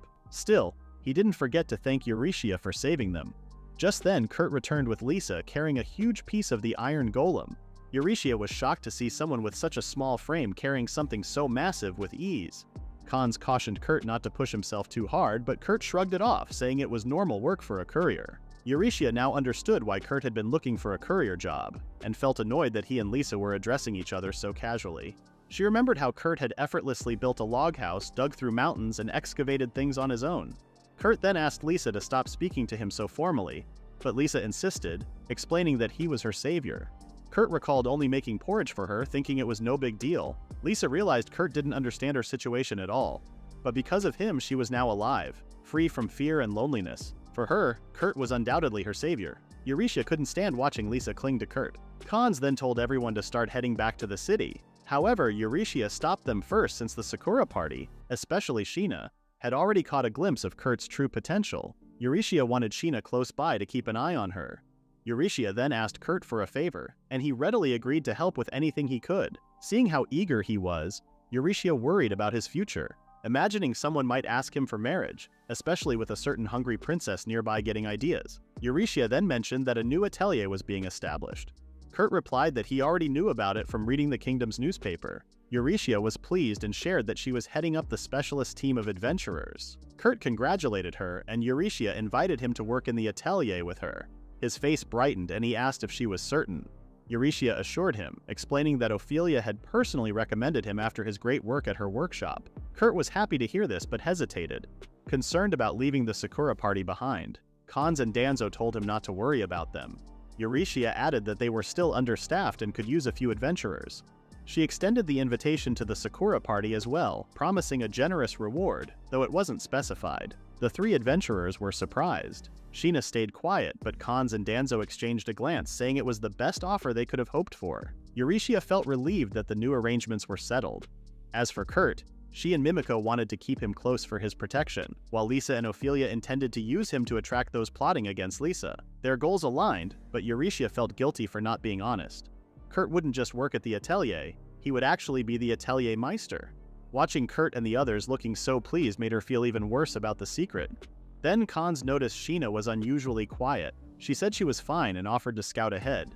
Cons asked Eurytia to understand his sister, saying she might be unsettled from seeing the iron golems. Eurytia agreed. She told the others that the golems had killed each other, although only she and Sheena knew Kurt had actually taken them down alone. Back in the city, Kurt received his share of the reward from the quest. Eurytia reminded everyone they would leave the next morning. The men wanted to celebrate their new job, but Sheena told them to clean up first. Kurt was happy to work with them again. While they waited for the others, Eurytia saw a chance to make Kurt take the aptitude test. However, Kurt worried about the agency being busy lately, and since it was already late, he thought the agency would be closed and he couldn't take the test. Lise then spoke up, saying that as an atelier meister, he had a noble privilege, so the agency couldn't refuse him. Kurt looked confused, explaining that he wasn't the atelier meister, just someone working under one. Lisa and Eurytia quickly corrected him, saying the privilege also applied to members. Eurytia added that there wouldn't be an agency in the next city where he could take the test. As Eurytia scolded Lisa, Cons and Danzo urged Kurt to take the test instead of just waiting. Realizing he had been wanting to take the aptitude test for non-combat skills, Kurt decided to go ahead with it. Soon, Killshell greeted Kurt and was happy to see him again. She was glad he was managing well with his jobs. Kurt remembered feeling embarrassed when Killshell had tested him for combat-related skills and his scores had been low. Killshell then led him to a room where Mimiko waited. Mimiko greeted him and Kurt was surprised to see that the examiner looked like someone his age. Mimiko introduced herself as Kurt's examiner for the non-combat aptitude test. Kurt doubted whether Mimiko was a professional, given that she looked younger than him. However, he quickly realized she was the court magician he'd heard about. Mimiko confirmed this, and Eurytia mentioned that Mimiko had also appraised the ores he had dug up. She whispered to him not to be deceived by Mimiko's youthful appearance. Mimiko overheard and asked Eurytia what she meant by that. Mimiko then explained that she'd been eager to meet Kurt after Ophelia praised him and seeing the ores he found. She told him not to be nervous, reassuring him they were all friends through Ophelia and Eurytia. Kurt was surprised and asked if Eurytia really thought of him as a friend. Eurytia seemed a bit taken aback and asked if Kurt didn't want to be friends. Kurt quickly exclaimed he'd be thrilled to be her friend. Just then, Lisa joined in, asking if she could be friends with Kurt as well. Kurt happily agreed, though Lisa secretly hoped for something more than friendship. Mimiko and Eurytia were in disbelief at what they were witnessing, while Kurt felt overjoyed to have friends and new teammates since leaving his village. Later, Kurt anxiously awaited his non-combat aptitude test results. Mimiko soon announced them. He'd achieved a B rank in cleaning, cooking, and mining, while everything else was rated C rank. Kurt was shocked to hear he'd scored B's and C's. Hearing his excited shout, Lisa and Eurytia asked about his results.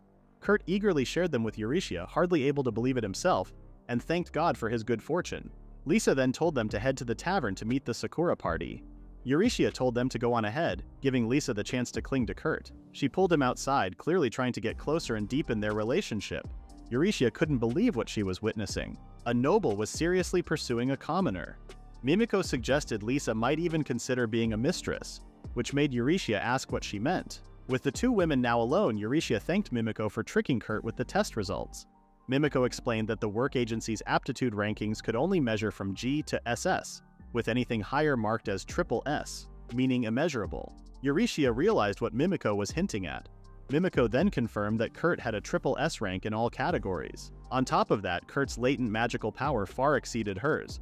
But since he had no natural talent in using magic, he wouldn't be able to cast spells at all. Mimiko was relieved she had personally done the test for Kurt. It would have been risky if someone else had learned about his abilities. However, they hadn't noticed that Killshell was still in the room, covering her ears with her hands. Eurytia quickly grabbed her and asked if her ears felt cold. Mimiko leaned toward Killshell's ear, repeating Kurt's impressive abilities and stressing that it would be dangerous if this information got out. She also hinted at something bad happening to Kurt if word spread. Killshell quickly insisted she hadn't heard a thing, vowing to keep the secret to her grave.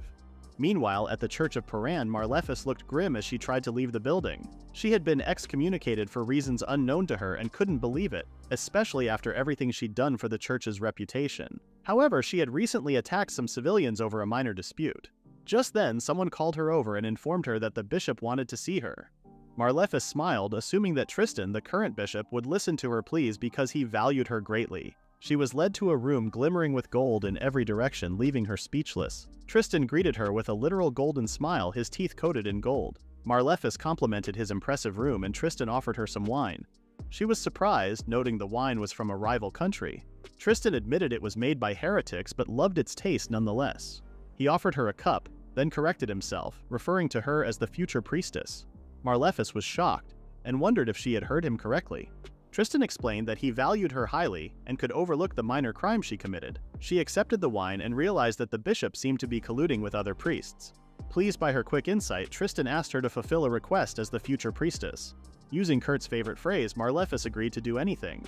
Tristan then ordered her to assassinate the kingdom's third princess, Liselot. Marlefis couldn't believe what she'd just heard and fell to her knees, not from shock but because the wine had been spiked. Tristan reassured her that the poison wouldn't kill her, but would make her unable to eat, causing her to starve. He promised to end her suffering if she completed the task. Gritting her teeth in anger, Marlefis swore to complete the mission for Tristan, deciding to play the obedient servant and endure. Meanwhile, the usual group traveled by carriage with Khan's feeling unwell, not from motion sickness but a hangover. He didn't want to be scolded as he'd been drinking to entertain Eurytia. Eurytia remarked that the wine tasted wonderful. Watching her brother flirt, Sheena delivered a punch to Khan's, causing him to vomit everything he'd eaten again. Eurytia was relieved to see Sheena starting to feel better, though she could still sense some distrust in her gaze. Kurt then noticed something familiar about the city walls they were approaching. After taking a closer look, he realized they were the same walls he had repaired before. Eurytia noticed Kurt looking worried and asked him what was wrong. Kurt explained that he had failed in his previous job. However, he observed that the repair work on the wall had been extended. Kurt wondered if an earthquake had occurred, while Eurytia remembered how quickly Kurt usually finished his tasks. Once they were inside, Eurytia confirmed that Kurt had completed 2 sides of the wall on his own. She suggested that the workers might be using a different method than Kurt. Kurt guessed they were reinforcing the wall to withstand an attack by 14 dragons. Eurytia knew Kurt was misunderstanding something. As they entered through the gates, Lisa explained that the place had once been a fortress but was now being transformed into a frontier town. It didn't yet have a name or governor, and since it was close to demon territory, the military was running it. As a frontline town, it received support not only from their country, but also from allied nations. The goal of establishing an atelier with an atelier meister was to help the town grow. Kurt assumed the newly appointed atelier meister was someone important, unaware that it was actually him. In her thoughts, Eurytia believed that the curse couldn't strike again in a distant place unless someone dared to approach and attack again. Sheena watched Eurytia suspiciously, realizing how easily she and her group were drawn to Eurytia. It wasn't just because Eurytia was kind enough to hire them. She was likely keeping them close to prevent any information about Kurt and the cave incident from leaking. Sheena knew they were dealing with unusual people and she found Kurt particularly intimidating. Just then, they reached their destination, and Kurt pointed it out to Sheena. She responded coldly and walked away, noticing a large construction site. She followed the others through a wide curtain and was shocked to see an expansive plot of land. The men worried about starting construction from scratch since they had little experience. Aware of this, Eurytia asked Kurt to build the atelier himself. The men were concerned for Kurt, but Eurytia ignored them and left everything, including the design, up to him. The men doubted Kurt's architectural skills, but he claimed he knew a bit about it. Sheena couldn't believe what she was hearing. Kurt said he could build a log house in a day, but a more refined one would take 3 days. The men remained confused, and Eurytia promised to explain later. She then asked Kurt what materials he needed, and he gave her an extensive list. Sheena peeked at the list and noticed amethyst, ruby, and sapphire among the items. She doubted they could gather the amounts he specified, and she began to suspect they were involved in something shady. She was sure the other two wouldn't be convinced to leave Kurt alone. Eurytia then instructed Kurt to ask the innkeeper for meals, but Kurt hesitated, feeling it would be an imposition. Eurytia urged him to take care of himself and not skip meals. She apologized to the others for the wait and offered to take them to the inn. Sheena then resolved to do something bold, planning to let her brother and Danzo escape. Later at the inn, everyone sat down to talk. Sheena noticed no one else was around and quickly asked about Kurt and what had happened in the cave. Khans asked what she meant, and Sheena confessed that it was Kurt who defeated all the Iron Dragon golems. Danzo seemed like he had an idea, but Khans looked confused. Sheena explained that Kurt took down the Iron Golems with just a knife. Khans said that was impossible since Kurt couldn't even kill a slime, but Danzo patted him on the back. Sheena then asked who Kurt and the others really were.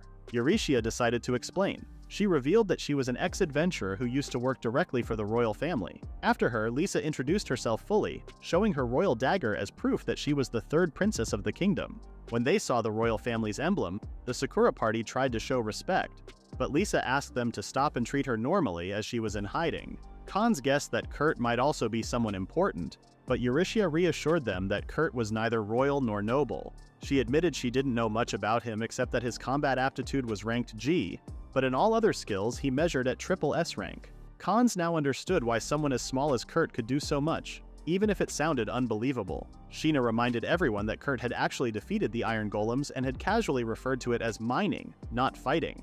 Lisa then intervened, saying she wouldn't stop them from leaving if they found the story too absurd. She looked to Danzo, their leader, to hear his decision. Sheena suggested they should leave since it was too much for them to handle. After some thought, Danzo gave Khans a silent look. Khans then hugged Sheena, quieting her. Danzo asked Lisa to continue their discussion. Lisa confessed that her life had been in danger. She admitted that she should have died already, but Kurt had cured her curse with a simple bowl of porridge. Kurt didn't know her real identity, nor had she asked for his help. Still, he knew about her curse and treated her without asking for anything in return. She felt obligated to repay his kindness. Eurytia commented on how Kurt was a genuinely nice person, admitting that he had no idea about everything they just shared with the party. Sheena snapped, insisting that Kurt needed to learn some self-awareness, especially after he defeated the Iron Golems and simply called it mining. She worried that his skewed sense of normalcy would mislead or even harm others in the future, fearing that people would take advantage of him. In her view, they were just using Kurt for their own benefit. Eurytia admitted she understood Sheena's concerns, since she herself had only known Kurt for 6 days. Everyone fell silent, surprised when the Sakura party members assumed Eurytia and Kurt had known each other for years. Eurytia then burst out, saying she'd been wrestling with the same thoughts for days. She wanted Kurt to gain some self-awareness so she wouldn't constantly have to worry. This opened the others' eyes, and they began to sympathize with her. Eurytia apologized, explaining that this was the only way to keep others from discovering and exploiting Kurt's unique abilities. She wanted to protect both Kurt and Lisa and asked for the Sakura party's help. Lisa personally requested they join the team, asking them to support Kurt, not as a princess, but as his friend. Danzo reminded them he was an adventurer, not a knight who obeyed royal orders. He said he'd only pledge his loyalty to the new Atelier Meister once he deemed them worthy, but he admitted that Kurt was already a trusted comrade, and they couldn't just stand by and ignore his situation. Khans agreed and asked who exactly they were supposed to protect. Eurytia was relieved that Kurt had such good friends and revealed that Kurt was the Atelier Meister. She clarified that Kurt himself didn't know this yet. The group was stunned and Sheena grew even angrier, feeling he had been deceived. She walked away saying she needed some fresh air, and Khans advised Eurytia not to worry, suggesting they give his sister some space. Outside, Sheena wrestled with her feelings about Kurt's situation. She went to check on him and found surprising progress on the atelier's construction. Baffled, she asked if Kurt had done all the work himself. Kurt replied that his mining was B-ranked, though Sheena doubted it, beginning to understand Eurytia's worries. Kurt noticed something was bothering her and asked why she had come. Sheena confessed she wished Kurt were less naive, fearing that if left alone, others would exploit his talents since he didn't even know the truth about himself. She told him about her frightening experience in the cave, admitting she could have died. Kurt responded that he wouldn't know what to do if anything happened to her, which astonished Sheena, as he didn't seem to think of himself first. Feeling she had no other option, Sheena decided she had to protect him because, after all, they were comrades. The next morning, Sheena realized that Danzo was missing. Khans explained that Danzo had gone back to Samaela to check on Vevanok. Shortly after, Kurt knocked on their doors announcing he would return to the atelier. Khans offered to assist him, though Sheena doubted Kurt needed any help. Since Lisa and Eurytia had already gone out for supplies, Sheena asked Khans what they should do for the day. Khans suggested they explore the town to get familiar with it. Meanwhile, Danzo sat quietly on a bench until an information broker approached him. She informed him that Vevanok was a scoundrel who often put his team in dangerous situations, only to claim all the rewards if they failed. She handed him a document with the rest of the information. The broker, who Danzo knew well, asked him not to hold any resentment against her and hoped he would trust her. The document revealed that Vevanok was nicknamed the Thousand Faces and included a list of teams he had sabotaged. She explained that the client was a business rival of Vevanok's, whose quests often overlapped with his. Danzo didn't hesitate to pay Bandana for her help. She thanked him and left as if nothing had happened. Just then, a coachman stopped his carriage nearby and asked Danzo if he was headed towards Samaela. Elsewhere, Vevanok was forcing a woman to drink with him. He was already celebrating, expecting a large payment soon. He seemed pleased to hear that Danzo and the others had survived and even joined the team associated with the new Atelier Meister. Vevanok had something planned against them. Just then, Danzo appeared as a surprise customer, making Vevanok panic. Danzo noticed Vevanok looked well and asked how much he was earning this time. Vevanok stammered, unable to answer clearly. Danzo shot him a death glare and Vevanok bolted in fear. Danzo apologized to the waitress and covered the bill. Vevanok dashed into a nearby alley but tripped over a wire someone had set up. Panicked and on the ground, he watched as Danzo caught up to him. Danzo revealed he had suspected something was wrong ever since they ran into the goblin colony, believing a clever person like Vevanok wouldn't have missed the night's drill warning. Vevanok insisted he had no idea and begged for forgiveness, calling them comrades. Danzo sneered, calling Vevanok pathetic and mocking him with his nickname. Realizing he'd been caught, Vevanok called Danzo a fool for being tricked all along and taunted him for pretending to be a comrade. Unsheathing his sword, Danzo swore he wouldn't let Sheena and Kurt end up in the same situation. He told Vevanok to die and swung his sword at his neck. But Danzo stopped his blade an inch from Vevanok's neck, causing Vevanok to faint from shock. Danzo sighed and walked away. Bandana, who had watched everything, thought it was troublesome that Vevanok had been left alive. Just then, robed figures appeared to retrieve the unconscious Vevanok. Bandana recognized them as the Phantoms, a shadowy group under Mimiko's command. She wondered if they already knew about Vevanok's schemes. Suddenly, a courier crow delivered a letter to her. Reading it, she was shocked to see that Marlefis had fallen so far and now looked as cursed as Lys. Deciding not to interfere with her master, Bandana made plans to head to Kurt's hometown, even though it was far away. Meanwhile, Marlefis was seen vomiting in a hallway. She looked lifeless as she stared out the window. She knew that the third princess was in town and that she had to kill her. Soon after, Danzo returned to the unnamed frontier city. Sheena asked how things went with Vevanok, and Danzo simply replied that the guy had left their party, saying he wasn't interested in their new job. Khan felt a bit disappointed, knowing Vevanok's courier skills were top-notch. Sheena didn't mind at all, as she thought of Vevanok as a flirt anyway. Danzo then remembered how Bandana had told him that Vevanok's client had learned about the failed task. At least now, they wouldn't have problems with double-booked quests. Eurytia then checked in and noticed everyone was present. She announced they would go see the new atelier. Everyone was left speechless, and Eurytia asked what was wrong. Khan's asked if it was really finished, and Danzo mentioned it had only been 3 days. Eurytia assured them not only was it finished, but it would also be 1,000 times better than anything they'd imagined. She told them to get ready. They all walked out of the inn, and Sheena asked if they really needed to prepare. Meanwhile, Danzo felt guilty for not helping with the construction. Eurytia reassured them it was fine. When they reached their destination, they were surprised to see a gate with a small garden just beyond it. Eurytia started to panic, telling everyone to stay calm, but Sheena turned the advice back on her. Even Danzo and Khans were shocked at how much had changed, so much that even the style seemed different. Lisa was thrilled, calling it a perfect love nest for her and Kurt. Eurytia led the group and opened the gates. Inside stood an impressive mansion, complete with a fountain and an elegant garden. Everyone was too awestruck to speak for a moment. The main door opened and Kurt appeared to greet them. Eurytia asked if he'd really finished it all within 3 days. Kurt smiled and apologized for taking so long. With a bright grin, he announced that the atelier was officially complete. With all the new things they'd learned, Khans couldn't help but feel as if they were dreaming. Sheena noticed a peach tree in the garden, already bearing fruit, which surprised her. Khans asked again if they were truly awake, and Danzo agreed. It felt unbelievable. They could hardly believe they were now living in a mansion instead of the modest workshop they'd originally imagined. Just 4 days earlier, they had been homeless. Kurt, however, worried that the mansion might not be impressive enough for the princess. Lisa tried to shout in excitement, but Eurytia quickly stopped her, reminding her to act like her ordinary self. Eurytia reassured Kurt, telling him she was sure the princess would be pleased. Kurt then took everyone on a tour inside the mansion. He mentioned there were 2 basement levels, which confused Sheena because she'd only noticed one level a few days earlier. Kurt jokingly suggested he might cover up the extra level, but Eurytia stopped him. As they explored, Eurytia noticed a light that wasn't from a flame. Kurt explained that it was powered by a magic stone he had created, and would last for at least a year. They soon arrived at the second basement level, which Kurt had transformed into a spacious room. Everyone was shocked by how large it was. Kurt explained that he had used the entire land area, not just the building area. The members of the Sakura party were left speechless. Suddenly, Kurt offered them tea, thinking they might feel uncomfortable due to the air circulation underground. Eurysthea hoped they would manage, as this was only the beginning of the tour. Sheena then apologized to Eurysthea for her previous words, and Danzo and Cons also expressed their wish to face challenges together moving forward. Eurysthea felt happy, knowing they had finally become true comrades. Kurt, pleased to see them all getting along, was about to continue when Lisa told him to ignore them and keep showing her around. In the basement's first floor, there was a sewing room, training room, dressing room, and a bathroom.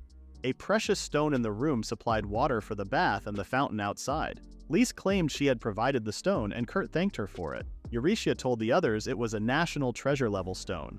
Kurt promised to return it once he found a sapphire on his own, but Lisa didn't mind supplying more if needed. The others were shocked by how casually the two treated such a valuable item. In the semi-basement Kurt had set up, there was an office room. On the first floor, he arranged a dining room, kitchen, and reception room. Each floor also had several open rooms he could remodel as needed. Cons was slowly adapting to Kurt's surprising actions, and though Eurysthea said the same, she still felt surprised every time. Kurt then led them to the second floor, where he had already prepared beds and furniture for each person.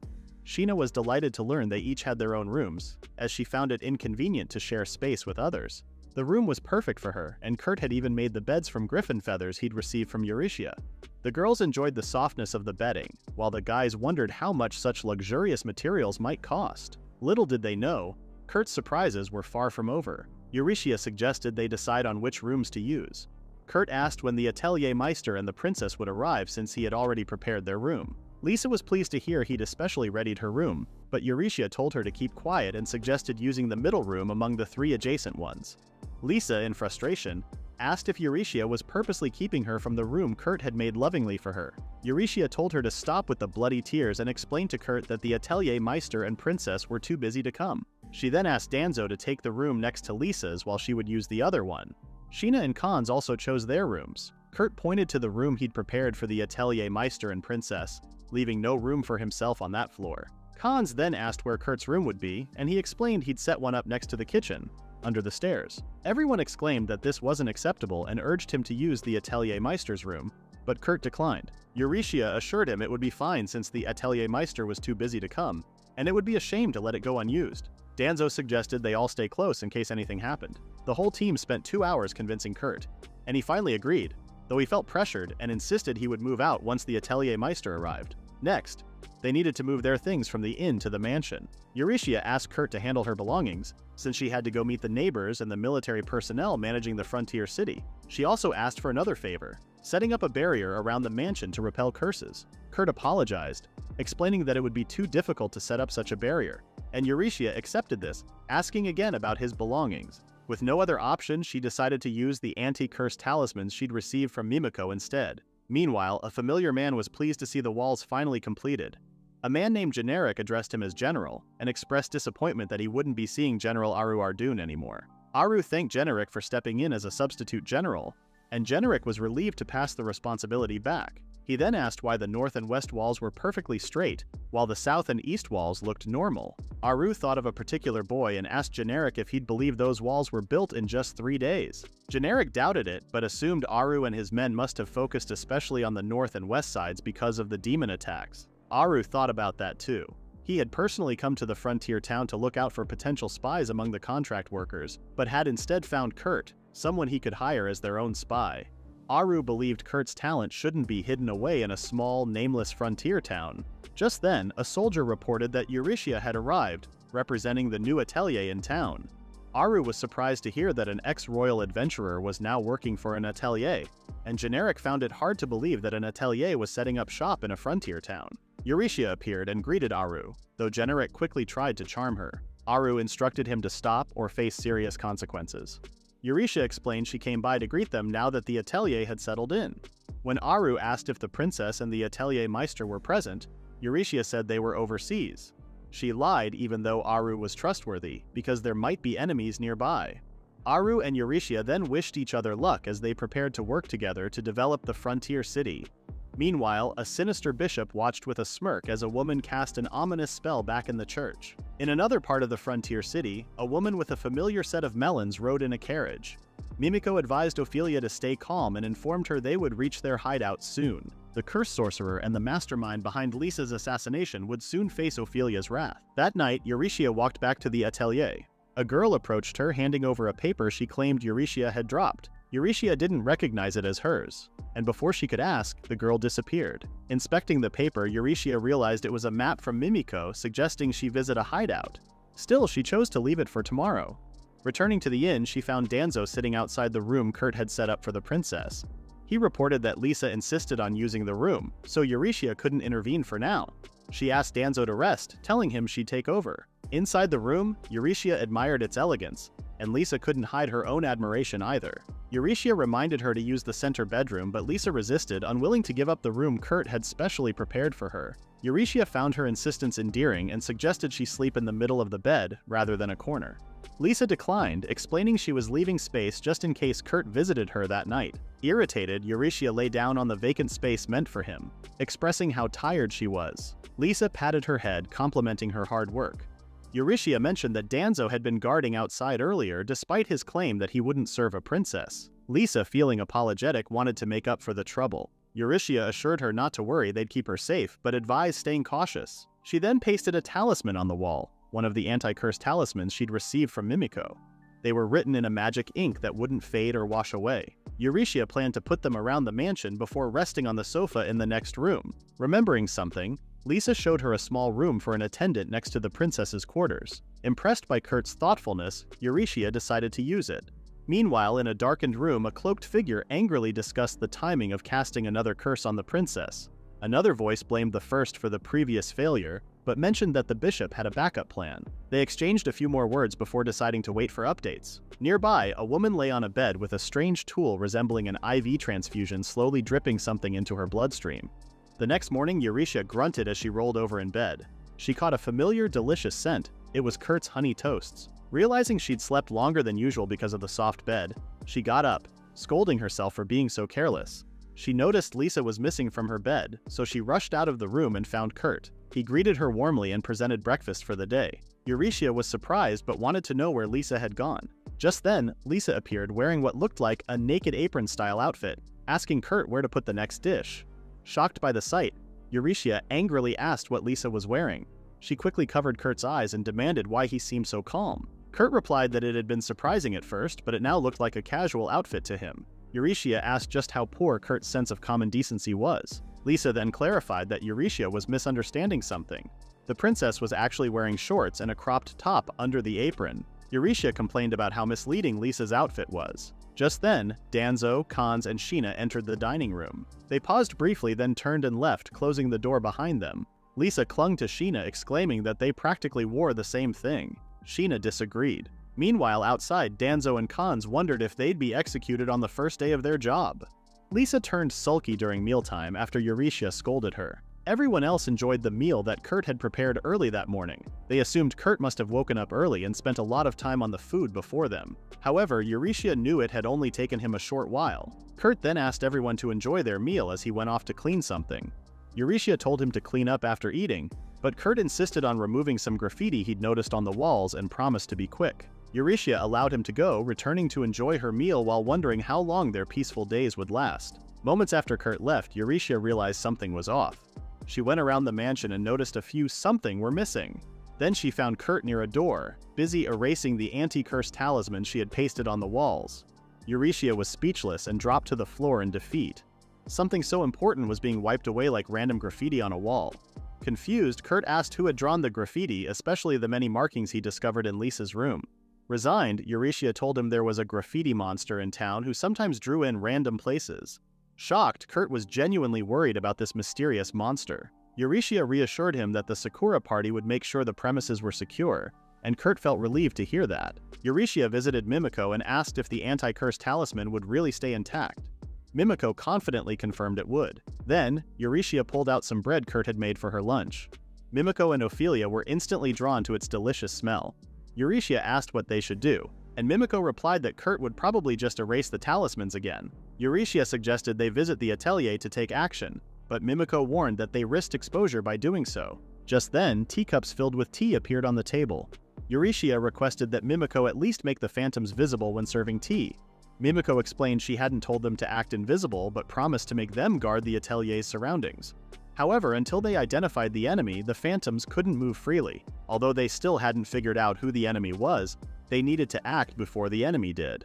Ophelia proposed luring the enemy out, adding that as long as Kurt stayed close to Lisa when she was cursed, he could cure her with some porridge. Mimiko, though surprised that Kurt had easily dispelled her anti-curse talismans, agreed with Ophelia's plan and began to think of other solutions.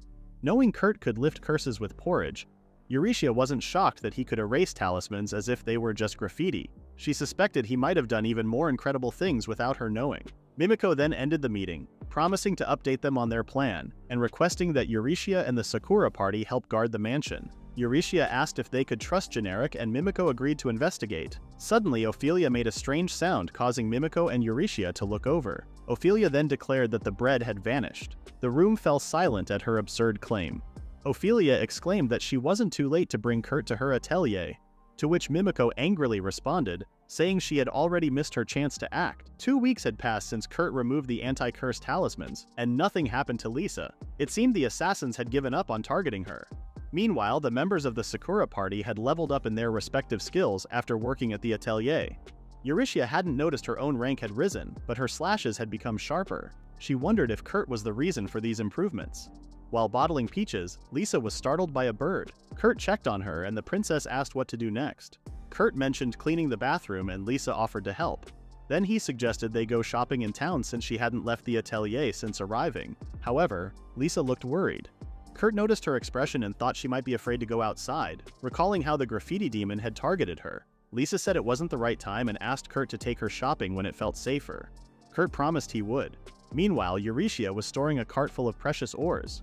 3 weeks had passed without any sign of Lisa's attackers.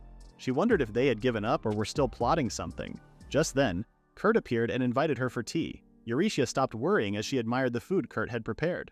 Lisa enjoyed it too, and jokingly asked him to make more if she ever got cursed again. Kurt casually assured her that there was no need to worry about future curses, leaving both girls confused. Meanwhile, Marlefis was being scolded for wasting enough of their resources. They called her useless, but still planned to use her for one final curse attack on the princess. Even if something had protected Lisa from the last curse, they believed they would succeed if they added Marlefis's power to it. With the little energy she had left, Marlefis crawled forward, only for the sorcerer to grab her face. He was fed up and demanded she give him every last bit of magic power she had. Back at the tea session, Eurytia asked Kurt what he meant. Kurt casually explained that he had set up a barrier around the workshop. Eurytia was shocked, remembering how he had once said it would be difficult to create an anti-curse barrier.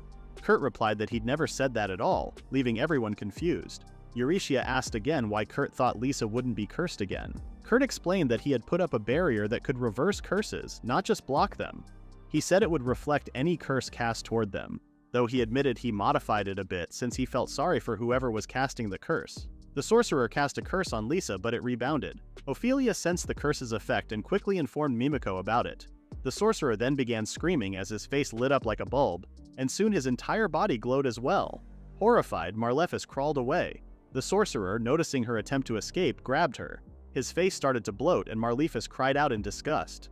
The man died and a high-ranking demon appeared in front of her.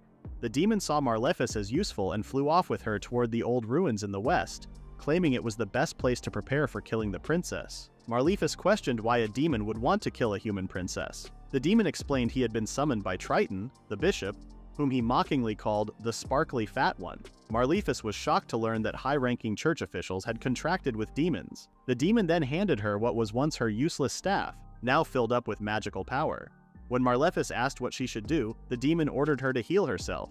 She felt her power draining and suddenly skeletons began to rise from the ground around her. Confused and terrified, she wondered what was happening.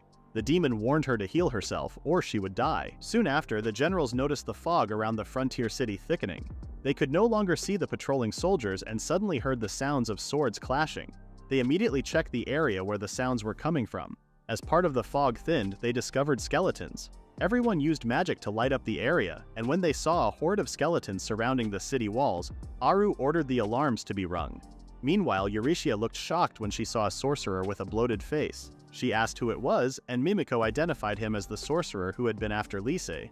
He was a wanted man, an S-rank magician skilled in both magic and assassination. Eurytia then asked why he was glowing, and Mimiko explained it was due to Kurt's rebound spell. His swollen face, however, was a result of poison. Someone must have stabbed him with it. Mimiko speculated that whoever poisoned him might have considered him useless once he started glowing. Ophelia added that the poison's ingredients were common, which would make it difficult to trace the real culprit. She was, however, more impressed that the rebound spell was still active even after the sorcerer's death, and she suggested consulting Kurt to help solve the case. Eurytia refused, asking them not to involve Kurt further. She didn't want him to learn about these dark matters. Ophelia understood, knowing that Lisa would agree, and she herself didn't want Kurt drawn into the darker side of things either. Mimiko then took over the conversation, asking Eurytia to ensure Lisa stayed in the atelier. Suddenly, the sound of alarm bells startled them. A phantom member reported to Mimiko, informing her that thousands of skeletons were approaching from the west. Back at the city walls, Aru decided to lead the first squad to defend their side, while Generic took the other squads to evacuate the citizens to safety. Generic said he'd stay behind, assuming the skeletons would only approach from one direction. But Aru warned him that another enemy might attack from a different side and urged him to focus on protecting the citizens. Aru's worries, however, turned out to be unnecessary.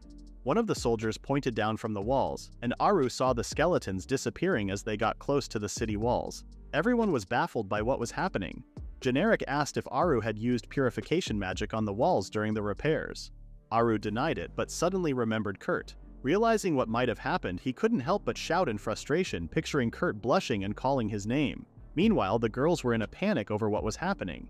Eurytia tried to leave to secure the atelier, but a phantom member suddenly appeared and whispered a report to Mimiko. Breaking into a cold sweat, Mimiko informed the others that 2,000 skeletons had already been wiped out. Both Ophelia and Eurytia were stunned. Eurytia couldn't believe the skeletons had vanished so quickly just after reports of their attack.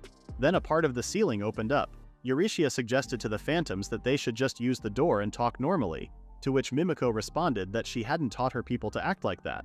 The next morning, Generic sent out carrier pigeons to spread information, but it seemed that someone was shooting them down along the way. Right after the skeletons disappeared, other undead creatures and demons appeared. However, they hadn't realized that only the west wall had purification magic on it, while the east and south walls were just regular walls. Generic ordered his men to take down any flying enemies while he went to report to General Aru. Generic soon told Aru that the city was surrounded by enemies on all sides. The two concluded that the west ruins, where the skeletons had come from, might be the source of the enemies, and someone could be controlling them. With the monsters and demons flooding in, they realized it was too late to act. Generic admired how the city's walls were like those of the Holy City, and asked Aru where the magic had come from. But even Aru didn't know if the walls were truly purified or not. Meanwhile, the one responsible for his headache was casually doing house chores. Shortly after, Kurt asked Eurytia what was happening. She told him and Lisa to stay inside because undead and demons were gathering outside the city walls. As for the members of the Skara party, they might not be able to return anytime soon. When Lisa suggested calling for reinforcements, Eurytia explained that the demons were blocking the roads. However, Eurytia doubted any reinforcements would come and concluded that they should handle it themselves. Kurt offered to help, but Eurytia asked him to stay put. Lisa then asked if it was true that 2,000 skeletons had vanished after touching the city walls. Eurytia confirmed it only happened on the north and west walls, where the walls seemed to have purification magic. Hearing this, Kurt shared that it was the same in his hometown, which he described as an ordinary village. Eurytia remembered that Kurt had been the one to repair the north and west walls. Lisa suggested building something that could eliminate the undead in one hit, but Kurt said it would be impossible without the Atelier Meister. Eurytia couldn't help but feel guilty. She then remembered that attacks with light attributes should work well and asked Kurt for his help. She said she would leave first but instructed him to find a box with a pattern in her storage and take it to General Aru, giving him a map as a guide. Shyly, she asked Kurt not to look inside the box or around her messy storage. With a serious face, Kurt promised to search for the box with his eyes closed. Eurytia felt bad for him. She then asked Lise to stay in the atelier where the phantoms would protect it, while she went to join Ophelia and Mimiko to fight off the enemies. Lisa suddenly felt sad and asked them to protect the city at all costs. Eurytia vowed to do so. Meanwhile, General Aru had just finished forming an elite group of soldiers and ordered everyone to move quickly during the day. The soldiers were full of energy until someone reported Eurytia's arrival. Generic then gave Aru a subtle hint, and Aru agreed to get Eurytia's help. Eurytia entered the barracks shortly afterward, bringing Ophelia and Mimiko with her. She casually introduced them to the soldiers, and the two generals immediately understood the situation. Eurytia confirmed that the third princess had been in the frontier town all along, and the enemy forces were targeting her. Concerned for Lisa's safety, Aru offered to provide escort knights, but Mimiko assured him it wasn't necessary, as she had her phantoms. Aru agreed that this would be a better approach, though he realized he needed to adjust their strategy now that the princess was in the city. Eurytia then instructed Aru to act as a decoy to protect the city. Although reluctant, Aru couldn't disagree, knowing Eurytia's plan could allow her to slip through enemy lines. However, Eurytia didn't plan to call for reinforcements. Instead, she wanted to head toward the western ruins where the demons were gathering. She suggested using the knights as a diversion to draw the demons' attention. Aru disagreed, worried this approach would be too risky for Eurytia to handle alone. Ophelia reassured him, explaining that they had a plan and a new secret weapon. Mimiko reminded Aru that they were committed to protecting the princess at all costs. With little choice, Aru reluctantly agreed, but he requested one condition. He wanted to go to the ruins himself. Eurytia questioned if a general should leave his post, but Aru replied that he would place the soldiers under Generic's command and asked Mimiko and Ophelia to protect the city in his absence. Mimiko assured him they would handle the city's defense. Generic tried to object, but Aru reminded him that he should have already died if not for a miracle. Eurytia asked what he meant by that, and Aru explained how the invading skeletons had vanished upon touching the city walls, leaving only their weapons outside. He suspected the walls had somehow purified even the undead and demons. He recalled a boy who had repaired the walls in just 3 days and assumed it was his doing. The girls already knew who this boy was. Just then Kurt came over to deliver something, and his eyes met Aru's. Kurt was puzzled to see Aru, the supervisor, wearing heavy armor, especially with Mimiko and Ophelia also present. Aru was surprised to see Kurt and found out he was working at the new atelier with Eurytia. Kurt explained he was only handling chores. Aru couldn't believe that a boy who could create walls with purification magic was just doing chores. He then thought about the secret weapon and hoped the new atelier could create weapons for the battlefield. Kurt asked why Mimiko and Ophelia were there, and they both said they came to help. Ophelia took this opportunity to apologize for disappearing on him, but Kurt didn't mind, understanding it was an emergency. He also thanked her for recommending him to the atelier and promised to keep his knowledge of Lisa a secret. In return, Ophelia asked Kurt to look after Lisa for her. Eurytia, now curious, wondered what had happened between Kurt and Lisa. She then reminded Kurt they had to clean up the west ruins. Kurt offered to help, but Eurytia pointed out that Lisa was left alone and told him not to worry. With that, Kurt left. Seeing Kurt off, Aru worried that Kurt might have misunderstood something. Eurytia pointed out that Kurt was still young, and she didn't want him to feel burdened. She then revealed that the box Kurt had brought was their secret weapon. Aru ordered his men to prepare whatever Eurytia needed. Meanwhile, Generic looked passive, prompting Aru to ask why he seemed unhappy, adding that he wouldn't change his orders. Gritting his teeth, Generic walked over to the cabinets, opened a bottle of brandy, poured 2 glasses, and handed one to Aru. Aru reminded him that this wasn't just a fragrant drink, and Generic agreed, recalling that they were supposed to break the glass afterward. But instead, Generic poured his brandy onto the ground, declaring that this wasn't their farewell toast since there would be no farewell at all. He urged Aru to return alive at all costs, saying that once everything was over, they'd enjoy the brandy together. Aru promised to do just that. The inner gates were soon opened for Aru and Eurytia. In that moment, the undead outside rushed toward them. However, the iron gate remained shut. They noticed the undead had realized the gates hadn't been purified. Eurytia then pulled a secret weapon from her bag, a magic crystal. She explained it was a light crystal with purification powers. Generic, Mimiko, and the other soldiers were also ready. Eurytia asked Aru if he was prepared, as it would be blindingly bright. After confirming the horses, sensitive to intense light, had been moved to safety, Eurytia smashed the magic crystal in front of the gate. Everyone was momentarily blinded by the flash, and when they uncovered their eyes, the undead army had disappeared. Aru couldn't help but curse in disbelief, and even Generic, Mimiko, and the other soldiers were left speechless. Aru noticed Eurytia's surprise.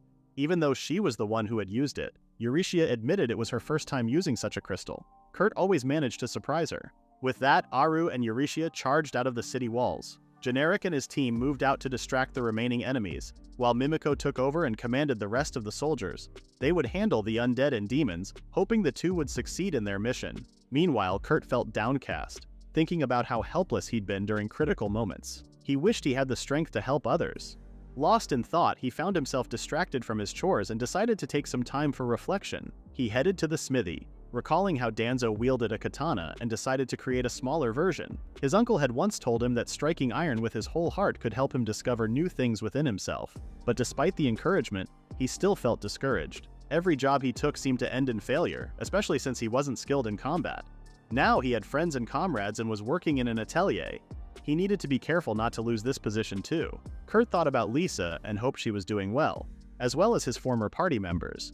He hoped they were eating well. Just then, Lisa heard noises coming from the smithy. It didn't take Kurt long to finish crafting the smaller katana, though he immediately considered it a failure. It looked like a C or D ranked weapon, even though he'd aimed for B rank. Lisa called out to him, and Kurt warned her to stay inside since it could be dangerous. She noticed the weapon he'd just created, and when she asked to take a closer look, Kurt let her. She quickly recognized it as a magic sword. Kurt explained that he'd accidentally infused it with magic during forging, and that it would activate if unsheathed and swung overhead. Lisa found the failed sword both splendid and beautiful, which took Kurt by surprise. He offered it to her, saying it could at least cut a tree branch, and Lisa thanked him sincerely. Her gratitude left Kurt speechless. He could see that Lisa was afraid but still smiling, and he wondered if it would be all right to play along. Worry gnawed at him, fearing she might distance herself from him. Finally, he worked up the courage to ask her directly if someone was targeting her. Lisa's expression changed, realizing Kurt had finally caught on. She apologized for causing him trouble, but he assured her he didn't mind, knowing that Eurytia would feel the same. Lisa revealed that Eurytia was risking her life in the western ruins for her. Misunderstanding, Kurt assumed Eurytia was still pursuing the graffiti demon from earlier. He believed that the person targeting Lisa was hiding in those ruins, recalling how Golnova once wanted to deface ruins before Marlefus stopped him. Convinced Eurytia had gone alone to deal with the graffiti demon, Kurt felt frustrated by his inability to protect Lisa, someone so important to him. His words touched Lisa deeply, although she still felt like she was competing for his regard. Lisa confessed that she wanted to catch the culprit with her own hands too. Kurt could tell she felt weak, but he was still troubled by his own feelings of inadequacy. She explained that the entire city was surrounded by demons, so he couldn't leave to help Eurytia. Then Kurt had an idea. There might be another way. He invited Lise to join him in cleaning up the western ruins. Meanwhile, Eurytia suddenly shivered, prompting Aru to ask what was wrong. She said she felt a chill down her spine and wondered if someone was talking about her. Aru corrected her, noting that such a feeling would usually mean someone sneezed.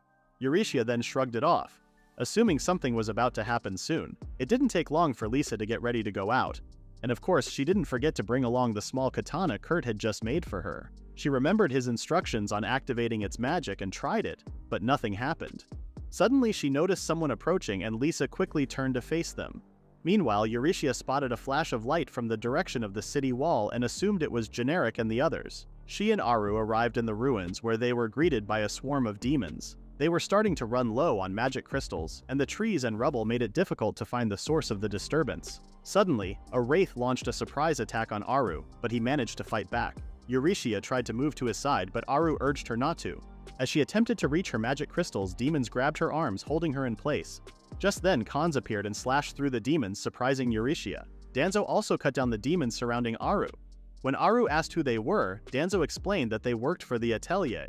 Shna came running up, announcing that she had found the source of the demons. Eurytia then grabbed a magic crystal and shattered it on the ground, instantly destroying all the nearby demons. The members of the Sakura party were shocked by the magic crystal's power, even though they had expected to be surprised. Afterward, Eurytia pulled out a vial and shared one with Aru, who initially thought it was a healing potion. Eurytia explained it was just a medicinal herb juice, though its effects were potent enough to make Aru react with surprise. Eurytia led the way to the ruins, remembering they had been built for reasons still unknown. As soon as they entered, demons attacked and the Sakura party covered their rear. Eurytia and Aru hurried through the ruins until they reached the innermost chamber, where they discovered a dark, murky pool spawning undead creatures and demons. Without holding back, Eurytia threw a magic crystal at the pool, wondering if that would do the trick. The pool disappeared, but a high-ranking demon appeared in its place. Realizing it was the boss, Eurytia struck first with the power of the magic crystal.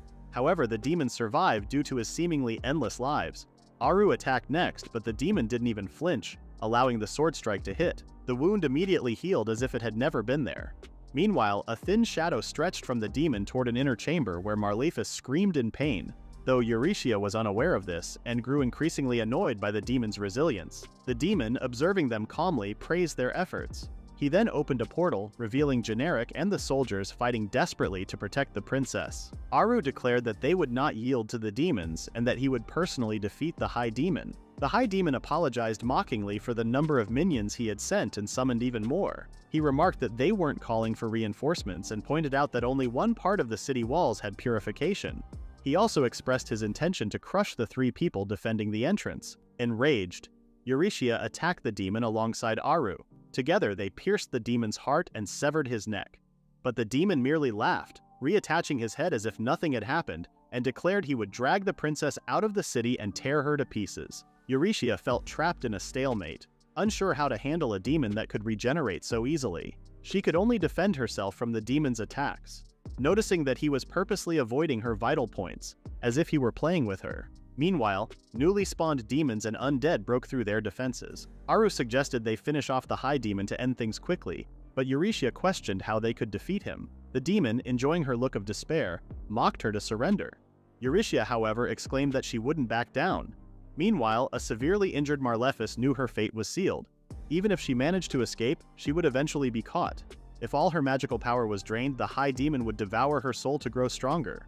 She no longer cared, having lost everything already. Her loyalty to the church, her dedication to the princess, even her sense of self. Just then, part of the nearby floor crumbled and she heard voices from below. Listening closely, she recognized one as Kurt's, speaking with a woman. Kurt then casually popped his head out from the hole to survey the area, and was surprised to see someone he knew. He asked why she was there, and Marlefis wondered the same. Lys soon appeared, further shocking Marlefis upon seeing the 3rd princess. Marlefis assumed they already knew of her involvement and had sent Kurt to try to convince her. She found it amusing that they would use an ex-comrade to appeal to her.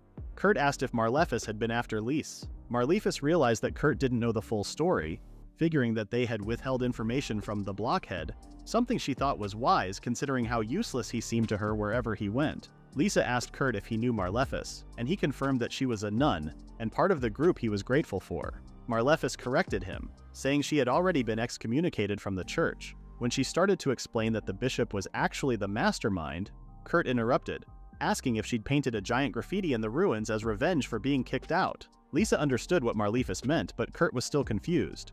She urged him to calm down. Kurt then asked Marlefis if she'd seen Eurytia, and the ex-nun confirmed that Eurytia was fighting a high demon.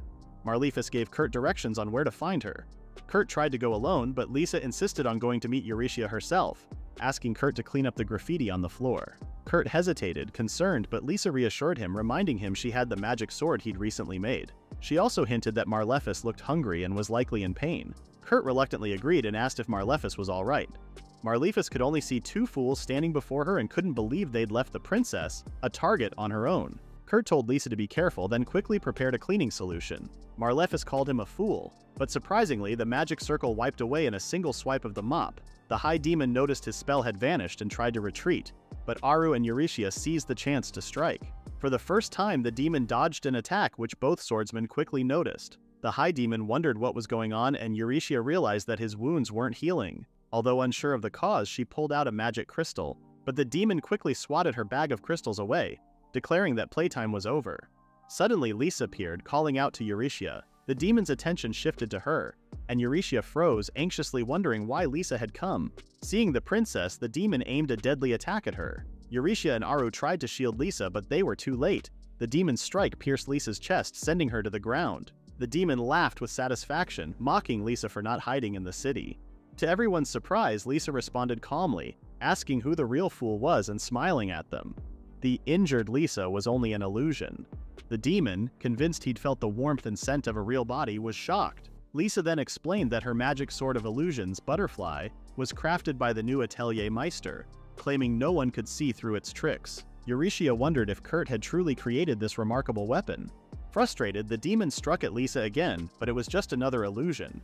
Lisa reappeared from a corner and picked up a magic crystal. She then struck the crystal's hilt with her sword, and although the demon tried to stop her, Aru and Eurytia blocked his way. The crystal cracked, filling the area with a brilliant light. The demon screamed in pain as he disintegrated. Nearby, Kurt heard the scream and wondered what had happened. Marlefis assumed the high demon had been defeated. Meanwhile, the demons outside also vanished. Danzo and Khans, who had been swinging their swords, stumbled when they hit nothing, falling awkwardly. Sheena, Generic, and the soldiers in the city were surprised to see the demons gone. Ophelia declared the mission a success, and Mimiko praised Eurytia for her efforts. Instead of celebrating their victory, Eurytia scolded Lisa for leaving the atelier. Lisa explained she felt the need to help. Eurytia had genuinely thought Lisa was dead earlier. Lisa apologized, but Eurytia told her not to, since she had saved them.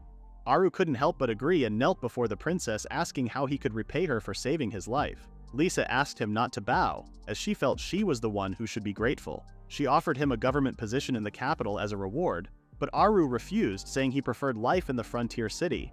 Instead, he requested some wine to share with his people, and Lisa agreed to provide it. Eurytia then slumped to the ground, asking them to stop with the formalities. Lisa asked about their conditions, and Eurytia, despite having a feeling about it, asked how Lisa had managed to enter the ruins.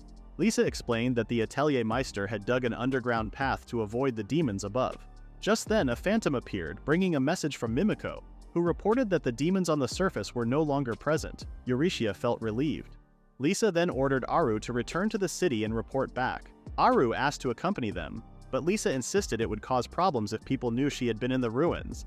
She planned to return to the city through the underground passage. Eurytia also asked Aru to look after the members of the Sakura party. Noticing Aru was missing, Eurytia asked where Kurt was. She shared that the demon kept regenerating and wanted to know what had just happened. Lisa casually explained that Kurt had erased the magic circle the demon had created.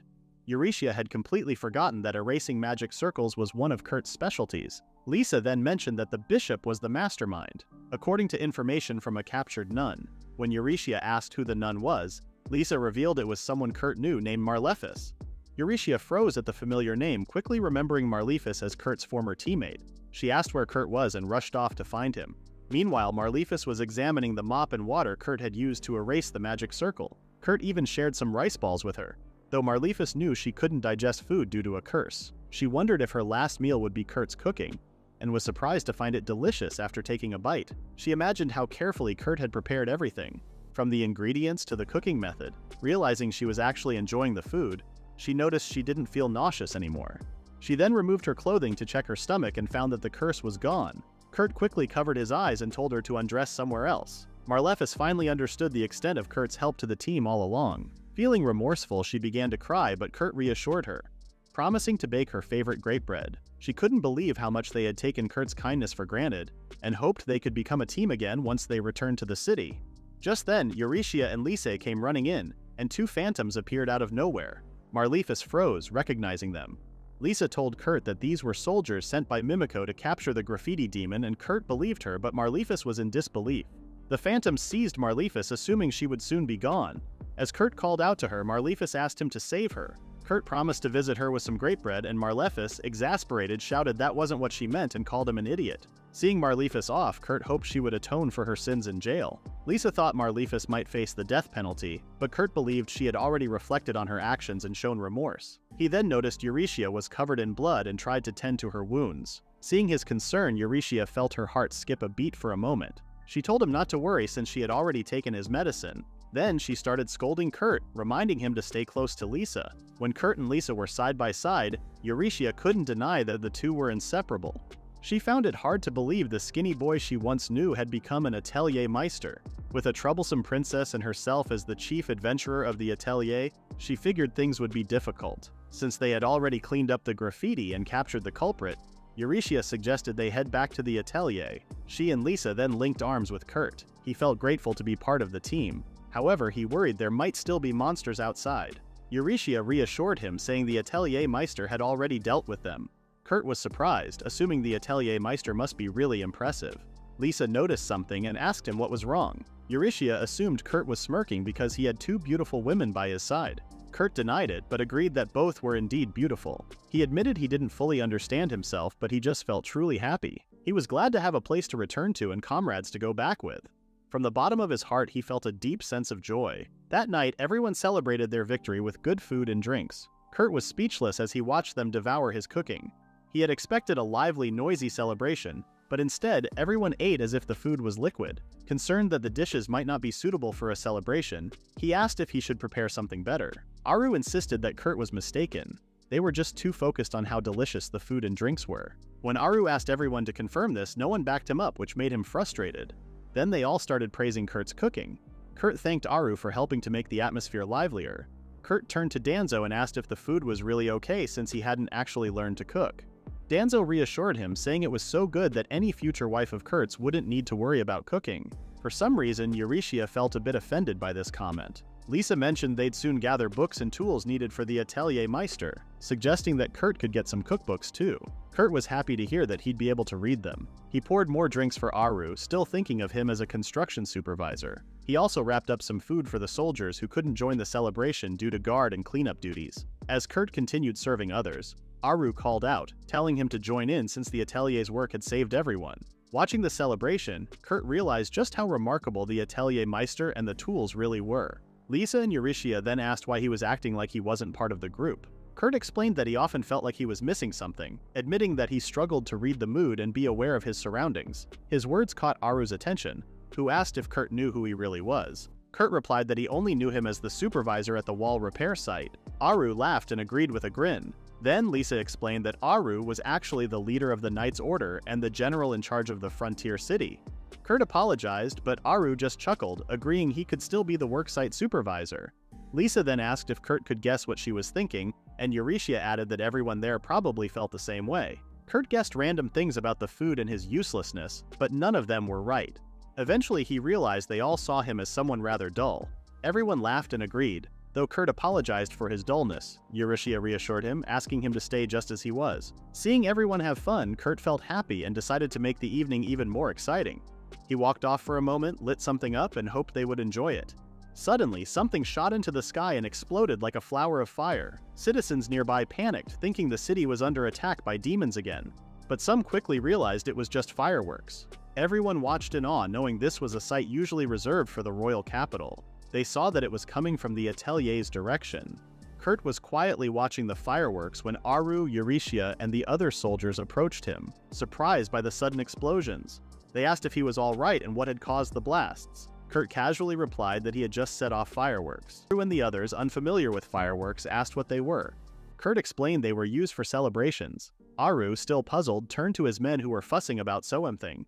To their surprise, everyone realized their wounds had healed. Kurt brushed it off, saying it was normal to feel better after a meal, leaving Aru and the soldiers speechless before they finally exclaimed that such healing was far from normal. Elsewhere, in complete darkness, Marlefis was starting to lose her sanity, unsure of where she was and bound tightly. Suddenly, a door opened and Mimiko stepped into the dark room.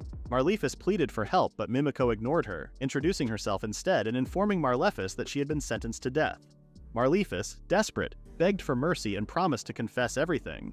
She blurted out every secret without holding back, which startled Mimiko, who sarcastically commented that Marlefis could have shown more dignity.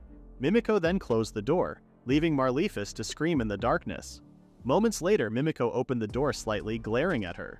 She asked if Marlefis would truly do anything she was told, and Marlefis swore she would. Still doubtful, Mimiko closed the door again, instructing the phantoms to keep Marlefis alive while maintaining her sanity. She then called on the military police to gather, as she had decided to visit Tristan. Soon after, Mimiko told Ophelia that they had been too late when they arrived at the cathedral. Ophelia assumed Tristan had died after offering his soul to the High Demon. But Mimiko explained that Tristan was already dead, and it was actually a nun and Marquis Gastel's niece who had given up their souls.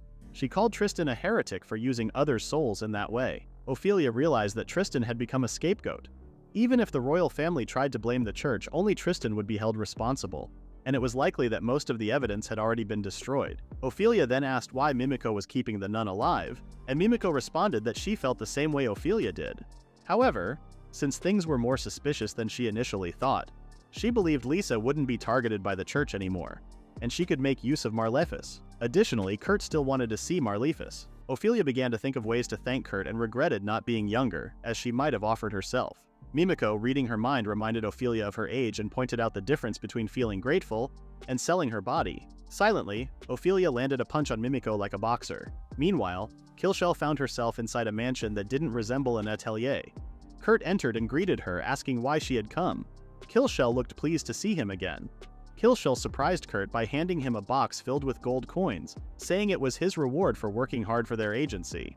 Kurt felt it was too much, but Killshell couldn't tell him that it was only a small part of the interest on a larger deposit kept aside for him, and that he needed to start using the excess funds. Eurystia then chimed in, reminding Kurt about the taxes merchants paid on her land, and a little extra from the ores he'd previously mined. Killshell leaned in and quietly asked Eurystia to have Kurt withdraw the rest soon, as the interest kept adding up. Eurystia, however, knew that if Kurt was already hesitating with the small amount, he would only refuse the larger sum, thinking it was a mistake. She decided she would find a way to convince him, though it would be tricky unless Kurt realized his own value.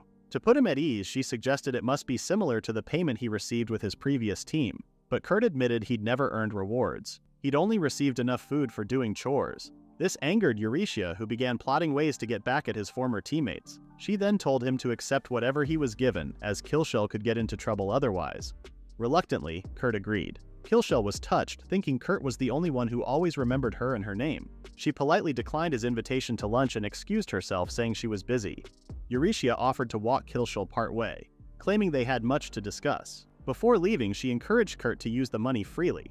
Kurt hesitated, unsure of how to spend on himself since the atelier provided everything he needed. Lost in thought, Kurt suddenly remembered he had some shopping to do, but he still found himself sitting alone on a bench in a daze. A voice then called out, saying happiness would escape if he kept wearing such a sad face. A man stood before him.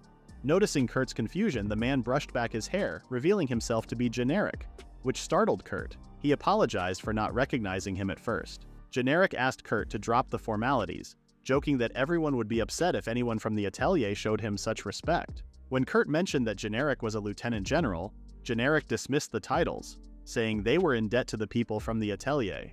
Kurt thanked him, but added that he hadn't been much help during the event. Generic reminded him of the good food and the fireworks, which made Kurt feel guilty, as he'd scared the citizens and soldiers with the display. Generic assured him it was fine, knowing Kurt's intention was to make it enjoyable for everyone. Kurt thought Generic was truly a remarkable person. Generic asked why Kurt was sighing, and Kurt shared that he didn't know how to spend the rewards he'd earned from jobs back in Samara. Generic, excited, suggested they go to a brothel.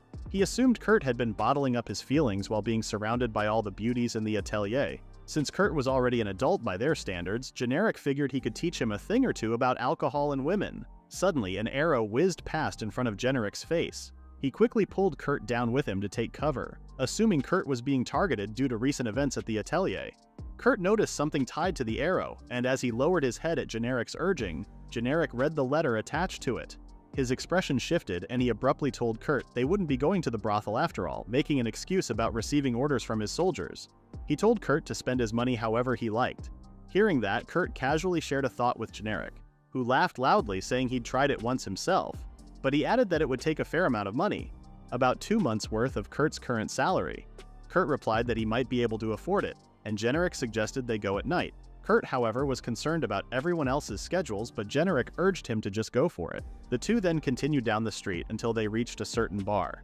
Later, when Kurt returned home, he found Lisa practicing with a bow. Lisa mentioned she only knew how to use it for hunting. Kurt asked her what she wanted for dinner, and with a serious expression, Lisa replied that she wanted to fry someone who invites her loved one to brothels. Kurt, confused, didn't understand what she meant. Lisa clarified that she just wanted something fried, so Kurt decided to make some deep-fried food for dinner. After dinner with the atelier members, Kurt noticed Danzo and Kans getting ready to go out and asked if he could join them at the bar, inviting the rest of the team too. Eurytia pulled him aside, questioning who had influenced him to drink. Kurt denied it and explained excitedly that the bar owner had recently gotten a new imported fruit juice from the West. However, he felt a bit guilty about hiding one more thing related to the bar. Lisa and Sheena then agreed, suggesting a walk and the fruit juice as dessert. When they arrived, the bar owner was surprised to see everyone from the atelier and guided them to a table. Generic was also there, which made Kurt happy. Then Lisa casually mentioned it was her first time in a bar. Everyone, except Kurt, panicked and immediately prepared her seat. Lisa told them to act normally, and they quickly apologized. Seeing Lisa smile, Kurt was glad she could enjoy time outside the atelier now. He decided to say something, and Eurytia noticed, asking if anything was wrong. Kurt felt nervous under their stares, worrying they might think he was being self-centered. Although he feared failing, Generic's encouraging smile gave him the courage. With a bold voice, Kurt announced that the drinks were on him for the day, urging them to enjoy themselves. Eurytia was speechless, knowing this would cost Kurt his recent rewards. Generic cheered to kick off the celebration and ordered another round, while Lisa requested a plate of mixed fruits. Some other patrons nearby even asked if they could join in on the treat, and Kurt agreed. Smiling, he felt a small dream come true as he watched everyone enjoying themselves. He quietly thanked Generic, who praised him for doing well. As they sat together, Generic asked Kurt which of the 3 girls he was interested in. Embarrassed, Kurt blushed, so Generic instead brought up someone who might have liked Kurt in the past. Kurt then remembered a merchant's daughter from his village. Though they were awkward at first, they grew closer over time. Once on a trip to the mountains, she accidentally ate a poisonous fruit. With little time left, Kurt in desperation had tried something unusual. He kissed her. Blushing at the memory, Kurt quickly downed a cup of wine. He recalled the desperation of performing CPR in that embarrassing moment and wondered how she was now. Her name was Hildegard. Meanwhile, a horned girl who looked much like Hildegard from Kurt's memory held shackled in a magic circle, waiting as someone approached her again. It was the head of Taikoni City. The frontier county of Taikon was the largest and most prestigious aristocratic fiefdom in the country. However, because it bordered demon territory, it required substantial financial support from both the country and foreign allies. On the northern edge of the fiefdom lay the frontier city. People rarely ventured there unless they had important business. A new workshop had been built there, and Kurt, the Atelier Meister, was said to be dangerous if he ever became fully aware of his own powers. Eurytia hoped to settle him in a small, quiet town and allow him to discover his abilities gradually. However, the atelier that Mimiko and Ophelia had suggested drew too much attention. Even the princess had come to visit. On top of that, news of the atelier defeating a demon wave had likely spread throughout the country. Eurytia's plan to quietly nurture Kurt had fallen apart within just a month. An old man interrupted her thoughts, mentioning that the reservoir's water was nearly gone, which threatened the crops. Eurytia was pleased with the atelier's popularity, but the requests from surrounding areas kept flooding in. After checking a map, she suggested trading with a nearby village that had a larger reservoir. The old man explained they had already tried but failed, which was why they were now asking the atelier for help with negotiations. Eurytia understood the struggle everyone faced due to the hot weather. Negotiations were usually Lisa's specialty, but she was out of town. As a former adventurer with royal family connections, Eurytia was skilled at negotiating and hoped to strike a good deal for the community. She regrouped with Danzo and asked where the other three had gone. Danzo mentioned they were on a nearby hilltop and told her how they had cared for the old man's bird during the discussion. Eurytia then mounted a horse and headed toward the next village. Upon arriving in the neighboring village, an elderly woman approached her, pleading for help to save their village, which was also suffering from a depleted reservoir. Eurytia felt overwhelmed and wished for rain soon. She then realized she could use the hilltop route to reconnect with Kurt and the others. Suddenly, a group of men ran past her, and seeing the frightened villagers, she grew worried about Kurt and the others' safety. When she finally reached the hilltop, she was astonished to find a pond where waterfowls were happily splashing.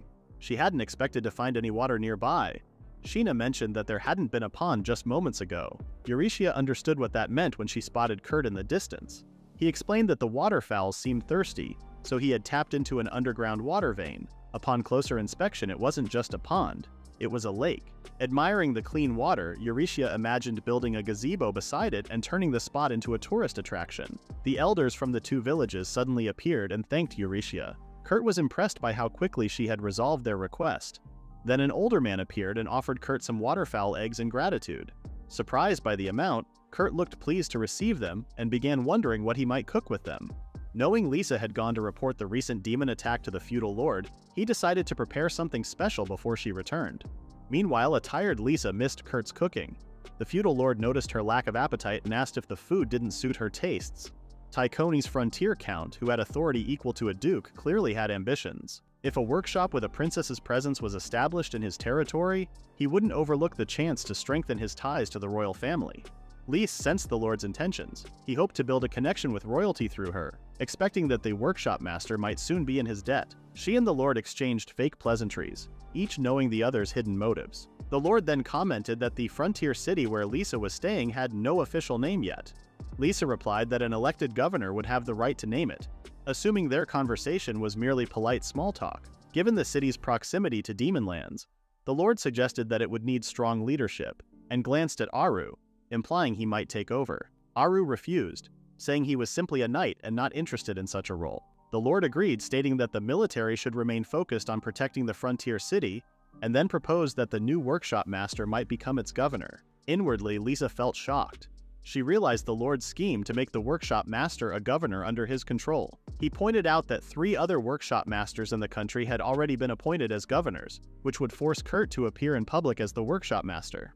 Lisa reluctantly agreed, aware that most knights knew of the workshop master's recent contributions. Still, she felt the need to protect Kurt from any danger, and tried to explain that as a princess she couldn't easily decide matters involving government roles. The lord countered by pointing out the oddity of her visiting as the workshop master's delegate if she wasn't authorized to make decisions. Lisa grew frustrated at the lord's persistence. She then argued that the workshop master was new and hadn't achieved much yet, which some noblemen might challenge.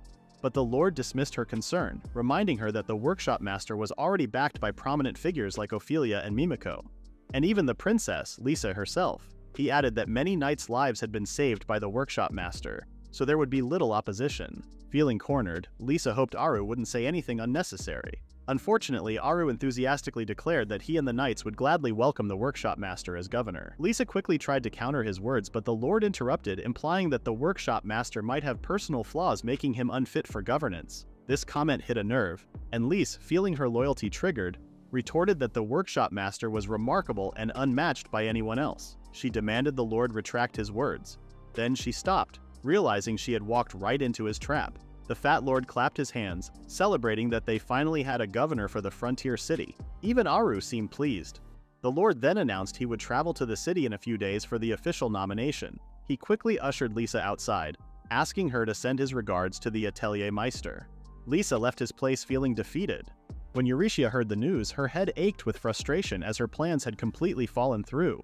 She asked Lisa what had happened, and Lisa could only apologize for the mess. Eurytia wondered if they could get someone from the Sakura party to pose as the Atelier Meister, but Lisa refused. All the knights already knew the three members, and they lacked the technical knowledge to answer any questions. Besides, no one could ever replace Lisa's beloved Kurt in that role. Eurytia understood. Just then, Lisa realized she hadn't seen Kurt around and asked where he was. Eurytia replied that Kurt was busy parenting, which made Lisa panic. She demanded to know who the other woman was and declared that if Kurt had a child, she would adopt it herself as a princess. Eurytia was tempted to comment on her overreaction but was at least relieved Lisa hadn't mentioned harming Kurt or anyone else. Eurytia explained it was a joke, revealing that they had recently received waterfowl eggs from the nearby villages they'd helped, and one was fertilized. It was about to hatch, so Kurt was taking care of it. Lise, surprised, guessed that something like a hydra or even an extinct diamond turtle might emerge. Knowing Kurt, Eurytia joked, she expected a dragon. The two shared a laugh at their wild imaginations. Just then, Kurt came running in, holding a small creature in his arms, announcing that the egg had finally hatched. Seeing that the little girl looked like Kurt, the girls were shocked and exclaimed that Kurt's baby must have been born. Kurt quickly corrected them, saying they were mistaken. The Sakura party members wondered if the girl might be Kurt's younger sister, but the child kept calling him father. This left everyone in the room bewildered until Eurytia stepped in and asked everyone to calm down. She then reminded them that Kurt had received some waterfowl eggs and had been caring for one that was about to hatch. She asked if the girl had actually hatched from that egg, and Kurt confirmed it. He explained that the little girl, who appeared to be about 3 years old, had indeed hatched from the egg. Eurytia asked if Kurt was sure the egg hadn't been swapped along the way, and Kurt reminded her that they hadn't made any stops on their way home. Eurytia then turned serious. She asked if anyone knew the story of the 6th chick. In the tale, a bird built a nest in a man's tree and laid 5 eggs, but a 6th egg mysteriously appeared and a 6th chick hatched from it. The parent birds worked hard to feed all the chicks, but as they grew, they started disappearing one by one. Eventually, even the parent birds vanished, leaving only the 6th chick behind. Curious, the man placed a ladder against the tree to look inside the nest. There, he saw only the single chick, surrounded by blood-stained feathers. It dawned on him that this one chick had killed the others, along with the parent birds. Horrified, the man burned the nest along with the chick, and the last thing he heard was a strange voice, one that sounded like neither a bird nor a beast. Kurt then asked Eurytia if she was suggesting that the child might be a demon and could be a danger to everyone. Eurytia admitted she wasn't sure, but she knew Kurt had noticed the child wasn't ordinary either. Danzo suggested that the girl had imitated the appearance of the first person she saw as her parent, which could explain her resemblance. Kurt wanted to believe the child wasn't a demon, but Eurytia pointed out that some mid-level demons could disguise themselves as humans. She asked Kurt to hand the child over to her, but he hesitated and asked what she planned to do. Eurytia, without hesitation, declared she would kill the child. Kurt tried to intervene, insisting he'd take full responsibility, but Eurytia refused, telling him to let go. Kurt then argued that the child didn't look like a malicious demon. Deep down, Eurytia only wanted to protect Kurt and the Atelier. Even if it meant being hated, she was willing to act ruthlessly for Kurt's sake. Then the little girl gently placed her hands on Eurytia's cheeks and sweetly called her Mama. Eurytia felt a pang in her heart. For a moment, she envisioned the child as her daughter and Kurt as the father, realizing that they suddenly felt like a little family. Just then, Lisa appeared and reminded her that the child wasn't actually hers or Kurt's. Eurytia asked Lisa to stop reading her mind, but Lisa simply picked up the child and declared she would be the mother. The child then called Lisa Mama too. At this point, Kans realized he needed to speak up. He approached Eurytia and gently patted her back, promising to help raise the child with the team's support. Eurytia and Sheena were both taken aback, and the child called Sheena her big sister, which melted Sheena's heart. She agreed to help raise the child to keep her from turning bad, and even asked Danzo to join in. Eurytia tried to caution everyone not to make rash decisions, but Danzo was already on board. Kurt and the members of the Sakura party pledged to care for the child together. Eurytia, watching Kurt hold the girl while the others argued over her in the background, realized she couldn't bring herself to harm the child anymore. In the end, she decided to take legal custody and become the child's mother. Meanwhile, in the Taikoni fiefdom, the Fat Lord received a message.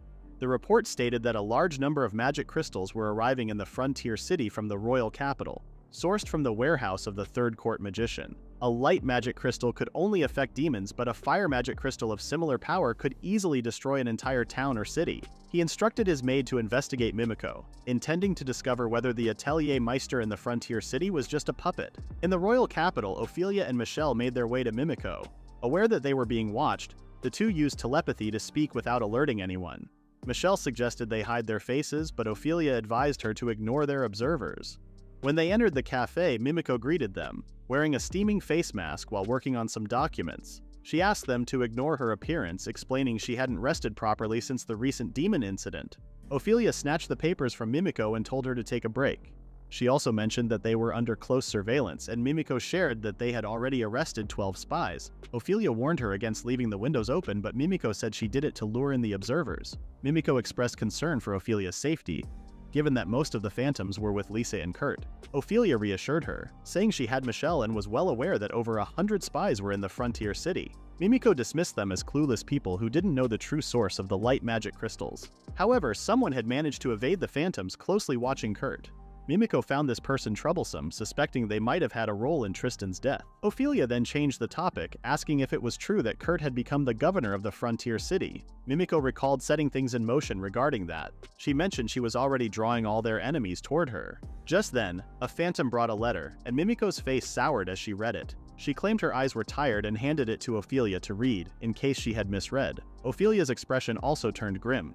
They confirmed they had read the same thing. A human had hatched from an egg. Mimiko had expected something strange if it involved Kurt. Meanwhile, Lisa and Eurytia were still arguing over who would take on the role of the kid's mother.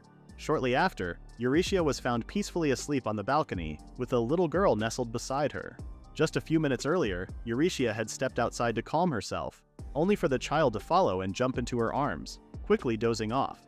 Not wanting to disturb her, Eurytia stayed still. Meanwhile, the Sakura party had resumed their patrol, and Kurt and Lisa were busy preparing a room for the girl. Eurytia was struck by how peacefully the child slept near her, despite their complicated past. When drool began trickling from the child's mouth, Eurytia, concerned, asked if a phantom was nearby. When one appeared, she requested they gently collect samples of the child's drool, hair, and nails for Mimiko to analyze. She was both surprised and moved by her own protective instincts toward the girl, wondering why the child called her mother. She thought it might be because she was the first woman the child had seen, although Lisa's presence made her question that. With these swirling thoughts, Eurytia drifted off to sleep herself, deciding that if the child truly turned out to be a demon, she'd take action. When Kurt finished preparing the room, he came to check on the balcony and saw Eurytia and the child sleeping together, looking serene and endearing. A wave of sadness overcame him as he realized how powerless he'd be if the child were indeed a demon. Feeling that his good intentions had only complicated things for Eurytia, he regretted the weight he'd added to her concerns. Eurytia woke to find Kurt looking emotional and asked if something had happened. Kurt brushed it off, saying he had dirt in his eyes, but Eurytia wasn't convinced, guessing his thoughts were on the child. Apologizing, Kurt admitted he was struggling with the possibility that the child might be a demon. Eurytia reassured him that his feelings were natural, sharing that she too had worried the child might be a demon, and that Kurt's restraint had kept her from reacting too quickly. She reminded him that there was no shame in being uncertain, and her words seemed to relieve him. She then mentioned she'd already sent samples of the child's nails and hair to Mimiko, hoping for clarity soon, though she was prepared to handle any outcome responsibly to keep everyone safe. Eurytia decided to inspect the child's new room and asked if it could be locked from the outside. Kurt confirmed it could, explaining that he'd reinforced the walls, ceiling, and floor with mithril plates. Aside from a small peephole in the door, the room had no windows, making it secure. Although it felt harsh to Kurt, he knew it was necessary to keep everyone safe. He realized he felt responsible for the child, almost as if she were his own. When they arrived, Eurytia thought the door looked charming. Inside the room had a cozy, child-friendly setup which put her at ease. Lisa noticed the soft floor, a detail Kurt had included for safety. The child was still asleep, so they gently tried to wake her and then realized she didn't yet have a name. Kurt and Lisa felt uneasy about this, and Eurytia hesitated, unsure if it was right to name her since they still didn't fully understand her origins, but it seemed practical to give her one. The child soon woke up and, hearing about the idea of a name, lit up with excitement. She looked around, only now realizing the room was hers, and Kurt explained this with a smile. Overjoyed, she started running and rolling around, which Eurytia and Lisa found endearing. Kurt jokingly remarked that she was like their daughter. Lisa suggested the name Kururi by combining her name with Kurt's, but Eurytia disagreed, offering Yukuri instead, noting it included a part of Kurt's name from her own nickname. As the two mamas debated, Kurt proposed Euryce to blend both their names, though they felt it still needed something more Kurt-like. When the child asked if they were fighting, the two quickly reassured her they were just playing around. Embarrassed, they realized how childishly they were acting. In the end, they agreed to each contribute a part to the name, as Kurt watched, amused at how the child had naturally brought them closer together. Kurt finally suggested the name Akuri. Lise recalled that in the Lapras civilization's language, Akuri meant edge. Kurt expanded on this, explaining it could also symbolize the sides of a triangle or square, representing how the child connected them as a family. Both women were touched by the sentiment, and they shared the new name with the child. Akuri happily hugged Kurt and asked her mama and two mamas to play with her. Lisa suggested dressing her up first, so they gave her a fresh outfit. Kurt trimmed her hair, and Eurytia played with her. None of them anticipated how energetic Akuri would be, and they found themselves waiting, and hoping, for her to finally wind down for bedtime. The next morning they had breakfast together in Akuri's room. Eurytia noticed Kurt's new clothes and found the look surprisingly satisfying. She felt bad keeping Akuri in the room while waiting for updates from Mimiko, and regretted that Lisa had to stay back from Akuri, just in case something went wrong. Sheena came over to play with Akuri, and Eurytia gratefully asked her to keep an eye on the girl. Kurt apologized to Akuri, explaining all the tasks he needed to complete, and Eurytia realized she'd been putting too much on his plate, though he always seemed to finish everything in no time. Akuri reassured them sweetly that she'd be a good girl and wait for her papa and mama. With that, Kurt and Eurytia set off. As they rode in the carriage, Eurytia noticed Kurt looking distracted. She reminded him to finish things quickly so they could get back to play with Akuri, which brought a smile to his face. Just then, they heard a noise from inside the carriage. They stopped, opened it up, and found Akuri sitting inside, grinning like a good girl. She immediately jumped into their arms and gave the two a surprise. Eurytia couldn't resist asking how Akuri had managed to sneak into the carriage. Akuri claimed she had simply jumped in, and her parents could only imagine how she did it. Kurt apologized for missing a gap in the room's security, but Eurytia didn't dwell on that. Instead, she wondered how Akuri had slipped past Sheena. Just then, Eurytia noticed some phantom members approaching behind Kurt, disguised as travelers. To distract him, she suggested they take extra precautions, mentioning that members of the Sakura party might be panicking by now. She then pointed out that someone was indeed coming.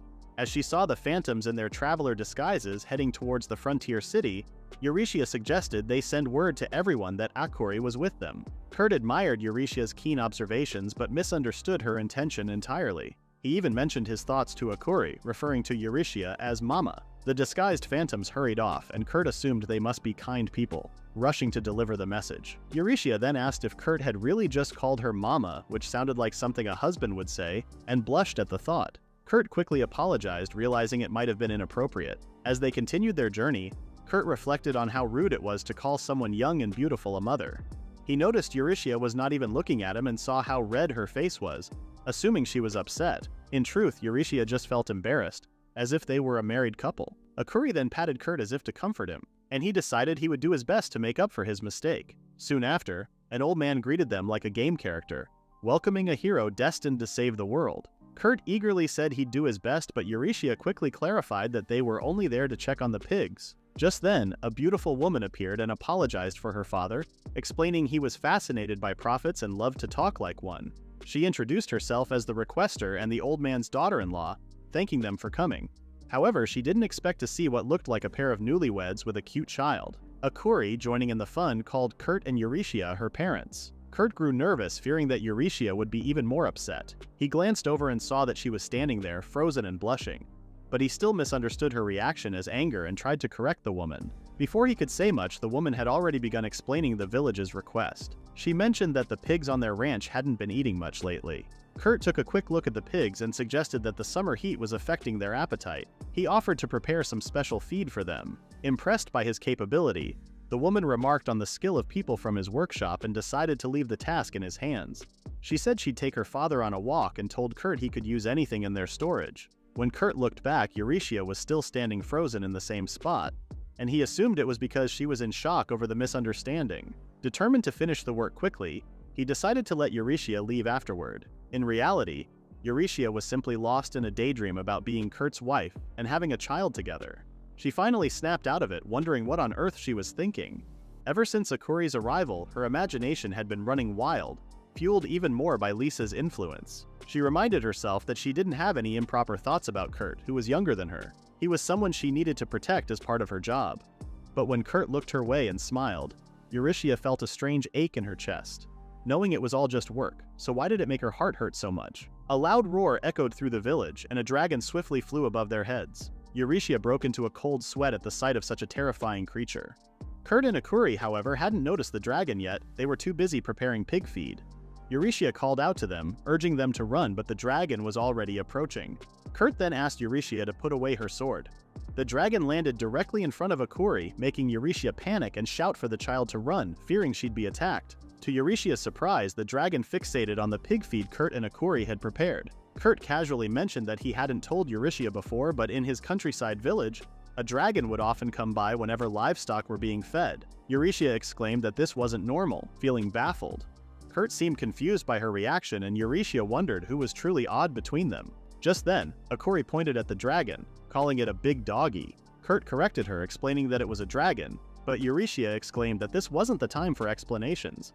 She gripped her hair in frustration, leaving Kurt to wonder if she was upset again. Kurt calmly assured Eurytia that the dragon only came for food and wouldn't attack unless provoked. He asked her to put away her sword. Eurytia glanced at the dragon, now calmly interacting with the delighted Akuri, and reluctantly sheathed her sword, trusting Kurt's words. She asked if this sort of thing was typical in Kurt's hometown. Kurt replied that they would sometimes use food to attract a dragon to help drive away goblins. Eurytia couldn't help but wonder what kind of place he'd grown up in. Just then, Akuri announced that the dragon had pooed. Kurt quickly told her not to say that, while Eurytia began to freak out, knowing that dragon excrement was highly valuable. Kurt, however, looked confused and explained that back home they only used it as fertilizer for their bean fields. Eurytia pointed out that selling it to a magic store could buy them several tons of beans, but Kurt simply found it strange that anyone would buy such a thing. Assuming Eurytia was joking, he laughed it off, leaving Eurytia feeling nostalgic over the familiar misunderstanding. Kurt remembered he had some leftover beans with him, so he decided to scatter them across the field along with the dragon's manure. He quickly got to work, thinking it would help solve the requester's issue with finding food for the pigs. Within minutes of tilling the beans and dragon manure into the soil, the field transformed into a dense bean forest. Eurytia couldn't believe how fast the beans grew, and Kurt explained that without the dragon's manure, it would normally take 3 days. Eurytia began to wonder if she was the odd one for being surprised. Just then, the dragon approached Eurytia, making her nervous. The dragon seemed to be alerting Kurt that something was wrong with the field. Eurytia decided to investigate and immediately smelled blood upon entering. She hurried to the center of the field and found a phantom lying on the ground, wounded and bleeding. She remembered that this phantom was Kurt's guard. As she turned to run back to Kurt, someone suddenly attacked her from the shadows, but she managed to dodge on instinct. She struck back with her sword and caught sight of a figure watching her from behind the bushes. Kurt heard the clash of swords and called out to Eurytia, asking what was happening.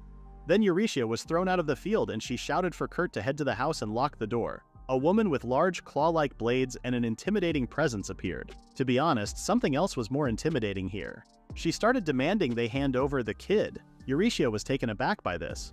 She wondered if the child the woman was after was either Akuri or the young dragon. Then Kurt seemed to realize something, and Eurytia wondered if he recognized the woman. Kurt suddenly exclaimed that the woman was a dragon hunter. Eurytia had only heard of dragon hunters as legendary adventurers who hunted and traded dragons, but this woman's presence hinted at something even more sinister. The woman shifted her stance, and Eurytia told Kurt to escape with Akuri. The young dragon then scooped Kurt, who was holding Akuri, and began to fly away. The woman was startled to see her target escaping. Eurytia remembered that taming a dragon was nearly impossible, but she expected nothing less from Kurt. Just then, throwing knives flew at the woman, forcing her to retreat. Eurytia lured her away from the village, not wanting any trouble when her clients returned. But she knew her opponent was incredibly strong, stronger even than the recent demon she had defeated, and realized that her chances of survival in this fight were slim. The woman noticed Eurytia's hesitation and tripped her, then struck with a killing blow, but Eurytia rolled away just in time. The woman quickly followed up with a slash to Eurytia's stomach. Blood poured out heavily as Eurytia fell to the ground, gritting her teeth in pain. She spotted a stake nearby and used it to block another attack. The woman dodged, and Eurytia used the moment to retrieve her sword and get back on her feet. She demanded to know if the woman was targeting the young dragon, but the woman only sneered, saying she didn't need to talk to someone as good as dead. Eurytia kept fighting, barely catching her breath. Her sword locked against the woman's claw blades, rendering it useless as the woman lunged for her head. Eurytia dodged, reclaimed her sword, and went for the woman's neck, but her opponent was faster, kicking Eurytia's wounded stomach. Seeing her sword out of reach, Eurytia pulled out throwing knives. She had a plan, breaking a magic crystal she carried that would unleash a powerful earth-type spell. The crystal shattered, setting off a massive rumble that buried the woman under a landslide of earth and stone. The noise was so intense that even Eurytia's clients heard it from afar. Finally able to catch her breath, Eurytia watched the rubble, commenting on how tough the battle had been, and wondering what exactly the woman had been after. Suddenly, the woman's blade-covered arm emerged from the debris. She appeared transformed. With midnight black eyes, horns, and monstrous legs, Eurytia realized that the woman wasn't just a beast woman, but someone from the demon race, known for their immense magic and physical strength, and humanity's natural enemies. It struck Eurytia that there hadn't been sightings of demons outside their lands for hundreds of years. The woman looked at her wounds, impressed, and remarked that it was expected from someone who had defeated a high-class demon. Eurytia realized then that they had been watching them all along and that Kurt had been the true target. Noticing how unscathed the demon looked, Eurytia understood she couldn't win with just a knife and accepted that these could be her last moments. She hoped Kurt had made it back to the frontier city on the dragon's back, and that the Sakura party members and phantoms would be enough to protect him. In her final thoughts, she couldn't help but feel a deep regret. The two fighters suddenly noticed someone approaching. It was Kurt, still riding the dragon. He called out to Eurytia with worry, almost like a concerned husband. Eurytia burst into tears and asked why he'd come back, thinking it was foolish for him to return. Strangely, even the demon seemed surprised by his appearance. Eurytia wondered if Kurt intended to fight the demon using the dragon, but she doubted his combat skills. Rightfully so, as he clumsily fell off the dragon like a hapless clown. Calling him an idiot, she demanded to know why he'd returned. Kurt declared he was there to help them escape. Just then, Eurytia heard a rumbling sound, not from the Titans, but from a stampede of pigs from a nearby ranch. Kurt then grabbed Eurytia, and they both dove into the midst of the pig horde. Realizing his plan to use the chaos to escape from the demon woman, Eurytia was relieved. Kurt assured her that Akuri was safe. She then asked if it was normal in his hometown to attack enemies from the air on a dragon. Laughing, Kurt admitted it wasn't and said it was the first time he'd done something so reckless. He added that it was natural for a man to risk his life to save an important lady. Eurytia was left speechless. She knew he meant it as a friendly gesture, but her heart fluttered regardless. She couldn't deny that she'd fallen hopelessly in love with him. Suddenly, she felt a strange sensation and quickly grabbed Kurt. An explosion erupted in front of the charging pigs, scattering them everywhere. As they looked up, they saw the demon woman ready to strike them down with a powerful magic spell. That is the end of the recap at Chapter 31. Please read the pinned comment about the next part.